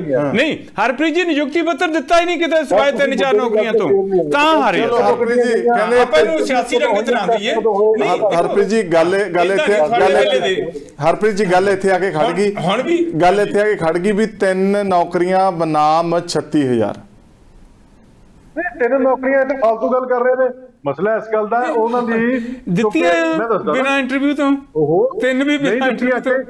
ਹਾਂਜੀ ਬਿਲਕੁਲ ਨਹੀਂ। ਜਿਹੜੀ ਸਿਰਫ ਇੱਕ ਨੌਕਰੀ ਦਿੱਤੀ ਗਈ ਹੈ ਉਹ MP ਬਿੱਟੂ ਜੀ ਦੇ ਬ੍ਰਦਰ ਨੂੰ ਮਿਲੀ ਹੈ। ਜਿਹੜੀਆਂ 2 ਨੌਕਰੀਆਂ ਦੀ ਤੁਸੀਂ ਗੱਲ ਕੀਤੀ ਹੈ ਉਹ ਵਾਪਸ ਹੋ ਗਈਆਂ ਸੀ। ਤੁਹਾਨੂੰ ਪਤਾ ਹੀ ਨਹੀਂ। ਲੋਕਾਂ ਨੂੰ ਕਿਉਂ ਗੁੰਮਰਾਹ ਕਰ ਰਹੇ ਹੋ? ਮੈਂ ਤਾਂ ਗੱਲ ਇਹ ਕਰਦਾ ਨਹੀਂ, ਮੇਰੀ ਗੱਲ ਸੁਣੋ, ਮੇਰੀ ਗੱਲ ਸੁਣੋ। ਬਿਲਕੁਲ ਨਹੀਂ, ਮੈਂ ਤਾਂ ਨਾਮ ਵੀ ਨਹੀਂ ਲਿਆ ਕਿਸੇ ਦਾ। ਮੈਂ ਉਹੀ ਕਹਿੰਦਾ ਨਾ, ਮੈਂ ਤਾਂ ਬਿੱਟੂ ਸਾਹਿਬ ਦਾ ਨਾਮ ਵੀ ਨਹੀਂ ਲਿਆ। ਮੈਂ ਪਰਸਨਲਾਈਜ਼ ਨਹੀਂ ਕਰਦਾ ਹੁੰਦਾ ਗੱਲ ਨੂੰ। ਮੈਂ ਤਾਂ ਸਲੀਕੇ ਦੀ ਗੱਲ ਕਰਦਾ। ਯਾਰ ਮੈਂ ਨਾਮ ਲੈ ਰਿਹਾ, ਤੁਸੀਂ ਨਾ ਲਓ। ਹੁਣ ਤੁਸੀਂ ਦੱਸਣ ਦਿਓ ਨਾ ਫਿਰ ਮੈਨੂੰ। ਨਹੀਂ, ਮੈਨੂੰ ਪਤਾ ਹੈ, ਮੈਂ ਦੱਸ ਦਿੰਦਾ। ਜੇ ਬੇਟੇ ਨੂੰ ਇੱਕ ਨੌਕਰੀ ਆਫਰ ਹੋਈ ਸੀ, ਸੁਣ ਲਓ, ਉਹਨਾਂ ਨੇ ਲਈ ਨਹੀਂ। ਇੱਕ ਨੌਕਰੀ ਹੋਈ ਸੀ ਰਕੇਸ਼ ਪਾਂਡੇ ਜੀ ਦੇ ਬੇਟੇ ਨੂੰ, ਕਿਤੇ ਦੋਨੇ ਸ਼ਹੀਦ ਪਰਿਵਾਰਾਂ ਚੋਂ ਆਉਂਦੇ। ਤੁਹਾਡੇ ਕੋਈ ਇਸ ਤਰ੍ਹਾਂ ਦਾ, ਤੁਹਾਡੀ ਪਾਰਟੀ ਦੇ ਵਿੱਚ ਕੋਈ ਇਸ ਤਰ੍ਹਾਂ ਦਾ ਬੈਕਗ੍ਰਾਉਂਡ ਕਿਸੇ ਦਾ ਹੈ ਹੀ ਨਹੀਂ। ਜੇ ਕਿਸੇ ਨੇ ਸ਼ਹੀਦੀ ਲਈ ਹੋਵੇ ਤਾਂ ਉਹਨਾਂ ਨੂੰ ਨੌਕਰੀ ਆਫਰ ਹੋਵੇ। ਉਹਨਾਂ ਨੂੰ ਨੌਕਰੀਆਂ ਆਫਰ ਹੋਈਆਂ, ਉਹਨਾਂ ਨੇ ਨਹੀਂ ਲਈ। ਹੁਣ ਤੁਸੀਂ ਉਹਨੂੰ ਕਹੀ ਦਿੱਤੀਆਂ ਸੀ। ਮੈਂ ਤਾਂ ਲੋਕਾਂ ਦੀ ਗੱਲ ਕਰਦਾ। ਦੂਸਰੀ ਗੱਲ, ਆਪਾਂ ਬੱਚਿਆਂ ਨੂੰ ਕਿੰਨੀਆਂ ਨੌਕਰੀਆਂ ਦਿੱਤੀਆਂ, ਆਮ ਲੋਕਾਂ ਨੂੰ ਜਿਨ੍ਹਾਂ ਨੇ ਵੋਟਾਂ ਪਾਈਆਂ ਉਹਨਾਂ ਨੂੰ ਕਿੰਨੀਆਂ ਨੌਕਰੀਆਂ ਦਿੱਤੀਆਂ ਆਫਰ ਹੋਈਆਂ ਨਾ। ਮੈਂ ਕਹਿ ਰਿਹਾ 26,000 ਨੌਕਰੀਆਂ ਦਿੱਤੀਆਂ ਜਿਨ੍ਹਾਂ ਦਾ ਤੁਸੀਂ ਝੂਠਾ ਕ੍ਰੈਡਿਟ ਲੈ ਰਹੇ ਹੋ। ਤੁਸੀਂ ਮੈਨੂੰ ਇਹ ਨਹੀਂ ਦੱਸਿਆ ਅੱਜ ਤੱਕ ਵੀ ਉਹਨਾਂ ਦੀ ਇੰਟਰਵਿਊਜ਼ ਤੁਸੀਂ ਕਦੋਂ ਕਾਲ ਕੀਤੀਆਂ ਸੀਗੀਆਂ, ਮੈਂ ਅਗਲੀ ਡਿਬੇਟ ਰੱਖ ਲਓ, ਮੈਂ ਲਿਸਟਾਂ ਦਿਖਾ ਦੇਣਾ, ਕੱਢੀਆਂ ਕਿੱਦਣ ਟੈਸਟ ਕਿੱਦਣ ਲਏ ਸਾਰਾ ਕੁਝ। ਹਾਂ ਇਦਾਂ ਮੈਂ 1 ਸੈਕਿੰਡ ਚਾਹਣਾ, ਟਾਈਮ ਖਤਮ ਹੋਣ ਲੱਗਾ। ਕਨਫਿਊਜ਼ਨ ਨਾ ਕ੍ਰੀਏਟ ਕਰੋ, ਮੇਰੀ ਗੱਲ ਦਾ ਤੁਸੀਂ ਜਵਾਬ ਨਹੀਂ ਦੇ ਸਕੇ। ਚਲੋ ਇਹ ਤਾਂ ਮੈਂ ਤੁਸੀਂ ਹੁਣ ਤਿੰਨਾਂ ਦੀ ਹੀ ਗੱਲ ਕੀਤੀ ਹੈ ਨਾ, ਹੋਰ ਤਾਂ ਚੌਥੀ ਨੌਕਰੀ ਨਹੀਂ ਦੱਸ ਸਕੇ ਕਿਹੜੀ ਦਿੱਤੀ ਆ। ਰਿਫਿਊਜ਼ ਕਰਤੀਆਂ ਸੀਗੀਆਂ ਆਮ ਲੋਕਾਂ ਨੂੰ, ਆਮ ਆਦਮੀਆਂ ਨੂੰ ਕਿੰਨਿਆਂ ਨੂੰ ਨੌਕਰੀ ਦਿੱਤੀ ਹੈ? ਨਹੀਂ ਮੈਂ ਤਾਂ ਸੁਣ ਹੀ ਰਿਹਾ, ਆਮ ਆਦਮੀਆਂ ਨੂੰ ਕਿੰਨਿਆਂ ਨੂੰ ਨੌਕਰੀ ਦਿੱਤੀ ਆ? ਮੈਨੂੰ ਕੋਈ objection ਨਹੀਂ ਹੈ, ਮੈਂ ਤਾਂ ਤੁਹਾਨੂੰ ਅੰਕੜਿਆਂ ਦੀ ਗੱਲ ਕਰ ਰਿਹਾ। ਉਹਨਾਂ ਦੇ ਪਰਿਵਾਰਾਂ ਨੂੰ ਆਫਰ ਹੋਈਆਂ, ਉਹਨਾਂ ਨੇ ਲਈਆਂ ਹੀ ਨਹੀਂ। ਤੁਸੀਂ ਐਵੇਂ ਇੱਥੇ ਬੈਠ ਕੇ ਝੂਠ ਬੋਲੀ ਤੇ ਲੋਕਾਂ ਨੂੰ ਆਫਰ ਵੀ ਨਹੀਂ ਹੋਈਆਂ, ਲੋਕਾਂ ਨੂੰ ਆਫਰ ਵੀ ਨਹੀਂ ਕੀਤੀਆਂ। ਤੁਸੀਂ 5 ਸਾਲ ਹੁਣ 2002 ਦੇ ਵਿੱਚ ਤੁਸੀਂ ਕੰਟਰੈਕਟ ਤੇ ਰੱਖਣੇ ਸ਼ੁਰੂ ਕਰਤੇ, ਬੰਦ ਹੀ ਕਰਤੀਆਂ ਨੌਕਰੀਆਂ ਸਾਰੀਆਂ। ਤੁਹਾਨੂੰ ਪਤਾ ਹੀ ਨਹੀਂ। ਮੈਨੂੰ ਪਤਾ, ਮੈਂ ਸਰਕਾਰੀ ਆਫੀਸਰ ਰਿਹਾ ਹਰਪ੍ਰੀਤ ਜੀ, ਮੈਨੂੰ ਸਾਰਾ ਕੁਝ ਪਤਾ ਕੈਪਟਨ ਸਾਹਿਬ ਨੇ ਕਦੋਂ ਕੀ ਕੀਤਾ ਆ। ਨਹੀਂ ਨਹੀਂ ਇਦਾਂ ਨਹੀਂ, ਨਹੀਂ 2021 ਦਸੰਬਰ ਦੇ ਵਿੱਚ ਨਿਕਲੀਆਂ ਸੀ ਉਹ ਨੌਕਰੀਆਂ। ਨਹੀਂ ਦਸੰਬਰ 2021 ਦੇ ਵਿੱਚ ਨੌਕਰੀਆਂ ਨਿਕਲੀਆਂ ਸੀ। ਸਰਕਾਰ ਤੁਹਾਡੀ ਬਣੀ ਹੈ ਮਾਰਚ 2022 ਦੇ ਵਿੱਚ। ਦਸੰਬਰ 2021 ਜਿਹੜੇ ਬੋਰਡ ਲਾਏ ਸੀ ਨਾ ਹਰਪ੍ਰੀਤ ਜੀ, ਜਿਹੜੇ ਬੋਰਡ ਲਾਏ ਸੀ ਨਾ, it is a matter of record. ਨਹੀਂ ਇਦਾਂ ਨਹੀਂ, ਜਿਹੜੀਆਂ ਨੌਕਰੀਆਂ ਕਾਂਗਰਸ ਸਰਕਾਰ ਨੇ ਕੱਢੀਆਂ ਸੀ, ਸਿਰਫ ਨਿਯੁਕਤੀ ਪੱਤਰ ਦੇਣ ਤੱਕ ਤੁਹਾਡੀ ਸਰਕਾਰ ਆ ਗਈ। ਸੁਣ ਲਓ ਨਾ, ਫਾਈਨਲ ਤਾਂ ਸੁਣ ਲਓ ਨਾ। ਬਿਲਕੁਲ ਨਹੀਂ ਲਏਗਾ, ਬਿਲਕੁਲ ਨਹੀਂ ਲੈਣ ਦਿੱਤਾ ਜਾਏਗਾ। ਨਹੀਂ ਫਾਈਨਲ ਜਿਹੜੇ ਤੁਸੀਂ ਬੋਰਡ ਲਾਏ ਸੀ ਚੰਨੀ ਸਾਹਿਬ ਨੇ, ਉਹ ਜਿਹੜੇ ਇੰਨੀਆਂ ਨੌਕਰੀਆਂ ਦੇ ਲਾਏ ਸੀ, ਉਹ ਜਿੱਦਣ ਕੋਡ ਆਫ ਕੰਡਕਟ ਲੱਗਿਆ ਇਲੈਕਸ਼ਨ ਕਲੀਅਰ ਹੋ ਗਈ। ਨਹੀਂ ਹੁਣ ਗੱਲ ਯਾਰ ਸੈਂਟੈਂਸ ਤਾਂ ਪੂਰਾ ਕਰ ਲੈਣ ਦਿਓ। ਨਹੀਂ ਸੈਂਟੈਂਸ ਤਾਂ ਪੂਰਾ ਕਰ, ਨਾ ਕੋਈ ਨਹੀਂ, ਕੋਈ ਵੀ ਨਹੀਂ ਹੈ। ਮੈਂ ਕਹਿੰਦਾ ਤੁਸੀਂ ਨਹੀਂ ਹੁਣ ਇਦਾਂ ਨਹੀਂ, ਹੁਣ ਮੇਰੀ ਗੱਲ ਹੀ ਨਹੀਂ ਸੁਣਨੀ ਇਦਾਂ। ਹਰਪ੍ਰੀਤ ਜੀ ਇਦਾਂ ਨਹੀਂ, ਤੁਸੀਂ ਬਹੁਤ ਸੋਹਣੇ ਬੁਲਾ ਰਹੇ ਹੋ, ਇਦਾਂ ਮੈਨੂੰ ਵੀ ਬੋਲਣ ਦਿਓ। ਉਹ ਜਦੋਂ ਕੋਡ ਆਫ ਕੰਡਕਟ ਲੱਗ ਗਿਆ ਸੀ ਨਾ, ਬੋਰਡ ਲਾ ਲਿਆ ਸੀ, ਨਾਲ ਹੀ ਨੌਕਰੀਆਂ ਗਈਆਂ। ਕੋਈ ਨਹੀਂ ਦਿੱਤੀ ਨੌਕਰੀ, ਇਦਾਂ ਨਾ ਪਕੜੀਏ, ਲੋਕਾਂ ਨੂੰ ਪਤਾ ਇਸ ਗੱਲ ਦਾ। ਨਹੀਂ ਇਸੇ ਹੀ ਕਰਕੇ 2 ਥਾਵਾਂ ਤੋਂ ਜ਼ਮਾਨਤ ਜ਼ਬਤ ਕੀਤੀ ਆ। ਇਸੇ ਹੀ ਕਰਕੇ ਲੋਕਾਂ ਨੇ ਦੋਨੇ ਹੀ ਸਾਬਕਾ ਸਿਆਸੀ ਪੁੱਠ ਚੜ੍ਹਦੀ ਜਾ ਰਹੀ ਹੈ। ਤੋਂ ਖੜੇ ਸੀ, ਦੋਵਾਂ ਥਾਵਾਂ ਤੋਂ ਜ਼ਮਾਨਤ ਜ਼ਬਤ। ਨਹੀਂ ਇਸ ਚਰਚਾ ਨੂੰ ਸਿਆਸੀ ਪੁੱਠ ਚੜ੍ਹਦੀ ਜਾ ਰਹੀ ਹੈ। ਆਪਾਂ ਇਸ ਤਰੀਕੇ ਨਾਲ ਨਾ ਕਰੀਏ। ਆਪਾਂ ਹੱਲ ਵੱਲ ਵੱਧ ਰਹੇ ਸੀ, ਨੁਕਤੇ ਸਾਂਝੇ ਹੋ ਰਹੇ ਸੀ ਕਿ ਜਿਵੇਂ ਪ੍ਰੋਫੈਸਰ ਸਾਹਿਬ ਨੇ ਕਿਹਾ ਸੀ ਵੀ ਸਾਰਿਆਂ ਦੀ ਇੱਕ ਕਲੈਕਟਿਵ ਰਿਸਪੌਂਸਿਬਿਲਟੀ ਬਣਦੀ ਹੈ, ਇਹਦੇ ਵਿੱਚ ਸਾਰੇ ਜ਼ਿੰਮੇਵਾਰ ਨੇ ਤੇ ਸਾਰੇ ਸਮਝਦਾਰ ਨੇ।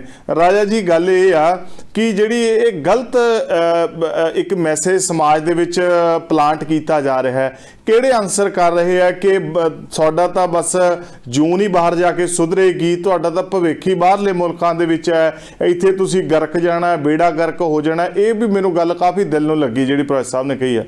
ਹਾਂਜੀ ਰਾਜਾ ਜੀ। ਇੱਥੇ ਸਭ ਤੋਂ 2 ਪੋਲੀਟੀਕਲ ਪਾਰਟੀਆਂ ਬੈਠੀਆਂ ਨੇ ਔਰ ਮੁਹੰਮਦ ਖਾਲਿਦ ਜੀ ਨੇ ਇਲਜ਼ਾਮ ਲਗਾਇਆ ਹੈ ਕਿ ਇੱਥੇ ਕਈ ਕਾਲਜਿਸ ਖੁੱਲੇ ਹੋਏ ਨੇ ਜਿਨ੍ਹਾਂ ਦੀ ਸੀਟਾਂ ਘੱਟ ਹੈ ਤੇ ਲੋਕ ਉੱਥੇ ਜ਼ਿਆਦਾ ਨਿਯੁਕਤੀ ਪੱਤਰ ਵੰਡੇ ਜਾਂਦੇ ਨੇ, ਜਾਂ ਉਹਨਾਂ ਦੇ ਕੋਲ ਉਹ ਹੈ ਹੀ ਨਹੀਂ, ਉਹਨਾਂ ਦੀ ਐਫੀਲੀਏਸ਼ਨ ਹੈ ਹੀ ਨਹੀਂ ਹੈ। ਨਹੀਂ ਖਾਲਿਦ ਸਾਹਿਬ ਦੀ ਆਵਾਜ਼ ਨਹੀਂ ਆ ਰਹੀ। ਖਾਲਿਦ ਸਾਹਿਬ ਸ਼ਾਇਦ ਮਿਊਟ ਨਾ ਹੋਵੇ ਤੁਹਾਡੇ ਵੱਲੋਂ। नहीं म्यूट नहीं है। मैं डिग्रियां दी गल कर रहा भी डिग्रियां इस तरह दे रहे हैं, इंफ्रास्ट्रक्चर उन्होंने को नहीं है, क्वालिफाइड स्टाफ नहीं है। I stand by it. मैं तो कॉलेजेस दे विच इंस्पेक्शनां ते ਜਾਂਦਾ ਰਹਿਣਾ। डेफिनेटली ओहो मोहम्मद जी मैं भी तो इहो कह रहा वां कि ਇਹ ਧਿਆਨ ਰੱਖਣਾ ਕਿਹਦਾ ਕੰਮ ਹੈ? ਇਹ ਧਿਆਨ ਰੱਖਣਾ ਸਰਕਾਰ ਦਾ ਕੰਮ ਹੈ। ਅੱਜ ਮੈਂ ਤੁਹਾਨੂੰ ਇੱਕ ਗੱਲ ਕਹਿਣਾ ਚਾਹਨਾ ਜੀ, ਸਭ ਤੋਂ ਜਿਹੜੀ ਇੰਪੋਰਟੈਂਟ ਗੱਲ ਹੈ ਕਿ ਜਿਹੜੇ ਹਾਲਾਤ ਨੇ ਉਹਦੇ ਲਈ ਬੱਚਿਆਂ ਦੇ ਮਾਪਿਓ ਔਰ ਇਹ ਪੰਜਾਬ ਦੀ ਜਨਤਾ ਆਪ ਜ਼ਿੰਮੇਦਾਰ ਹੈ। ਜਿਹੜੇ ਕਹਿੰਦੀ ਹੈ ਕਿ ਵੀ ਇਲੈਕਸ਼ਨ ਜਿਹੜੇ ਹੈਗੇ ਨੇ ਜੀ ਇਹ ਇੱਕ ਮੇਲਾ ਹੈ ਜੀ, ਠੀਕ ਹੈ ਜੀ, ਖਾ ਲੋ ਪੀ ਲੋ, ਐਂਡ ਵਿੱਚ ਜਿਹੜੇ ਸਮਾਨ ਵੰਡੇ ਜਾਂਦੇ ਨੇ। ਅੱਜ ਕਿਉਂ ਚੰਗਾ ਬੰਦਾ ਇਲੈਕਸ਼ਨ ਨਹੀਂ ਲੜ ਸਕਦਾ? ਕਿਉਂਕਿ ਇਲੈਕਸ਼ਨ ਇੰਨਾ ਮਹਿੰਗਾ ਕਰ ਦਿੱਤਾ ਗਿਆ ਹੈ ਕਿ ਕੋਈ ਵੀ ਚੰਗਾ ਬੰਦਾ ਜਿਹੜਾ ਸਮਾਜ ਵਾਸਤੇ ਕੁਝ ਕਰਨਾ ਚਾਹੁੰਦਾ ਹੈ ਉਹਦੇ ਕੋਲ ਇੰਨਾ ਫੰਡ ਹੀ ਨਹੀਂ ਹੈ ਕਿ ਉਹ ਇਲੈਕਸ਼ਨ ਲੜ ਸਕੇ। ਅੱਜ ਜਿਹੜੇ ਲੋਕ ਇੱਥੇ ਸੜਕਾਂ ਤੇ ਤੁਸੀਂ ਬਾਰ-ਬਾਰ ਦਿਖਾ ਰਹੇ ਹੋ ਆ ਰਹੇ ਨੇ, ਇਹਨਾਂ ਨੂੰ ਪੁੱਛੋ, ਇਹਨਾਂ ਨੇ ਅੱਜ ਤੱਕ ਕਿਸੇ ਪੋਲੀਟੀਸ਼ੀਅਨ ਨੂੰ ਪੁੱਛਿਆ ਵੀ ਤੈਨੂੰ ਪਿਛਲੀ ਵਾਰ ਵੋਟ ਪਾਇਆ ਸੀ, ਤੂੰ ਉਹ ਮੈਨੀਫੈਸਟੋ ਪੂਰਾ ਕੀਤਾ, ਤੂੰ ਉਸ ਕੰਡੀਸ਼ਨ ਦੇ ਖਰੇ ਉਤਰੇ? ਅੱਜ ਤੱਕ ਇਹਨਾਂ ਨੇ ਕੋਈ ਸਵਾਲ ਨਹੀਂ ਕੀਤਾ।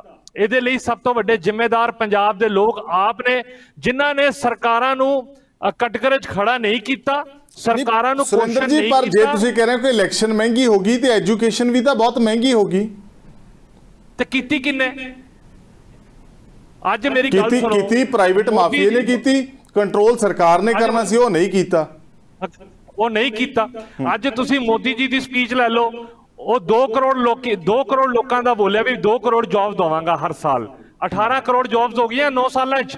ਤੁਹਾਨੂੰ ਪਤਾ ਕਿੰਨੀ ਜੌਬ ਦਿੱਤੀਆਂ ਨੇ? ਕਿੰਨੀਆਂ ਜੀ? ਸਿਰਫ 8 ਲੱਖ। ਠੀਕ ਹੈ ਜੀ। ਔਰ ਉਸ ਤੋਂ ਇਲਾਵਾ 30 ਲੱਖ ਜੌਬਸ ਹਾਲੀ ਵੀ ਸੈਂਟਰ 'ਚ ਖਾਲੀ ਪਈਆਂ ਨੇ, ਔਰ 30 ਲੱਖ ਜੌਬ ਸਟੇਟਸ 'ਚ ਖਾਲੀ ਪਈਆਂ ਨੇ। ਉਹ ਜੌਬ ਇਸ ਵਾਸਤੇ ਨਹੀਂ ਭਰੀ ਜਾ ਰਹੀ ਕਿਉਂਕਿ ਸਟੇਟ ਦੇ ਕੋਲ ਕੋਈ ਪੈਸਾ ਹੀ ਨਹੀਂ ਆ ਰਿਹਾ, ਸਾਰੀ ਸਟੇਟਸ ਤੇ ਕਰਜ਼ਾਈ ਹੋਈ ਪਈਆਂ ਨੇ। ਠੀਕ ਹੈ ਜੀ। ਕੋਈ ਇਹਨਾਂ ਦੇ ਅੰਦਰ ਇਹ ਸੋਚ ਨਹੀਂ ਹੈਗੀ ਹੈ ਕਿ ਵੀ ਆਪਣਾ ਫੰਡ ਕਿਵੇਂ ਜਨਰੇਟ ਕਰੀਏ, ਰੈਵਨਿਊ ਕਿਵੇਂ ਜਨਰੇਟ ਕਰੀਏ। ਕਰਜ਼ਾ ਚੁੱਕ ਕੇ ਖਾਈ ਜਾ ਰਹੇ ਨੇ ਔਰ ਆਪਣੇ ਗੁਣ ਗਾਈ ਜਾ ਰਹੇ ਨੇ। ਠੀਕ ਹੈ ਜੀ। ਇਹਦਾ ਸਭ ਤੋਂ ਇੰਪੋਰਟੈਂਟ ਚੀਜ਼ ਹੈ, ਜਦ ਤੱਕ ਇਕਨੋਮਿਕਲੀ ਅਸੀਂ ਆਪਣੇ ਆਪ ਨੂੰ ਸੋਲਿਡ ਨਹੀਂ ਕਰਾਂਗੇ ਐਜ਼ ਅ ਸਟੇਟ, ਸਾਨੂੰ ਇਹ ਪ੍ਰੋਬਲਮ ਆਏਗੀ। ਤੁਸੀਂ ਦੱਸੋ, ਜਿਹੜੀ ਬਿਜਲੀ ਮਾਫ ਹੋ ਰਹੀ ਹੈ ਜਾਂ ਹੋਰ ਵੀ ਕੁਝ ਹੋ ਰਿਹਾ ਹੈ, ਕਿੰਨੀ ਦੇਰ ਤੱਕ ਹੋ ਜਾਏਗਾ? ਤੁਸੀਂ ਦੱਸੋ, ਤੁਹਾਡੇ ਪੇਰੈਂਟਸ ਨੇ ਤੁਹਾਨੂੰ ਕਦੀ ਕਿਹਾ ਕਿ ਤਾਲੀਵਾਲ ਜੀ ਅਸੀਂ ਤੁਹਾਨੂੰ ਕਰਜ਼ੇ ਤੇ ਚੁੱਕ ਕੇ ਤੁਹਾਨੂੰ ਜ਼ਿੰਦਗੀ ਦੇ ਸਾਰੀ ਐਸ਼ ਕਰਾਵਾਂਗੇ?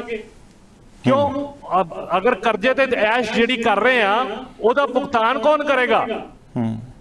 ਅੱਜ ਇੱਕ ਇੰਡੀਅਨ ਇੱਕ ਤੋਂ 1.25 ਲੱਖ ਰੁਪਏ ਦਾ ਕਰਜ਼ਾਈ ਹੈ। ਆਪਾਂ 2024 ਤੱਕ 172 ਲੱਖ ਕਰੋੜ ਦਾ ਕਰਜ਼ਾਈ ਹੋ ਜਾਾਂਗੇ। That means 89% debt to GDP। ਤੇ ਇਹ ਸਰਕਾਰਾਂ ਕਿਹੜੀ ਡਿਬੇਟ 'ਚ ਪਈਆਂ ਨੇ? ਉਹ 35,000 ਨੌਕਰੀਆਂ ਦੇਤੀਆਂ ਨੇ ਜਿਹੜੀ ਕਿ ਕੱਖ ਵੀ ਨਹੀਂ। ਉਹਦੇ ਉੱਤੇ ਸਾਡਾ ਕਿੰਨਾ ਵੱਡਾ ਉਹ ਚੱਲ ਰਿਹਾ ਹੈਗਾ। ਠੀਕ ਹੈ, ਮੈਂ ਮੰਨਦਾ ਵਾਂ ਕਿ ਵੀ ਇਹ ਵੀ ਪੋਲੀਟੀਕਲ ਡਿਬੇਟ ਤੇ ਇੱਕ ਅਲੱਗ ਗੱਲ ਹੈ, ਲੇਕਿਨ ਮੈਂ ਕੋਈ ਪੋਲੀਟੀਕਲੀ ਡਿਬੇਟ ਦੇ ਅੰਦਰ ਨਹੀਂ ਜਾਣਾ ਚਾਹੁੰਦਾ। ਮੇਰੀ ਹੱਥ ਜੋੜ ਕੇ ਪੰਜਾਬ ਦੇ ਪੋਲੀਟੀਸ਼ੀਅਨਸ ਨੂੰ ਬੇਨਤੀ ਹੈ ਕਿ ਬਈ ਪੰਜਾਬ ਦੇ ਲਈ ਸੋਚੋ, ਪੰਜਾਬ ਦੇ ਲਈ ਕੋਈ ਪਾਲਿਸੀਜ਼ ਲੈ ਕੇ ਆਓ।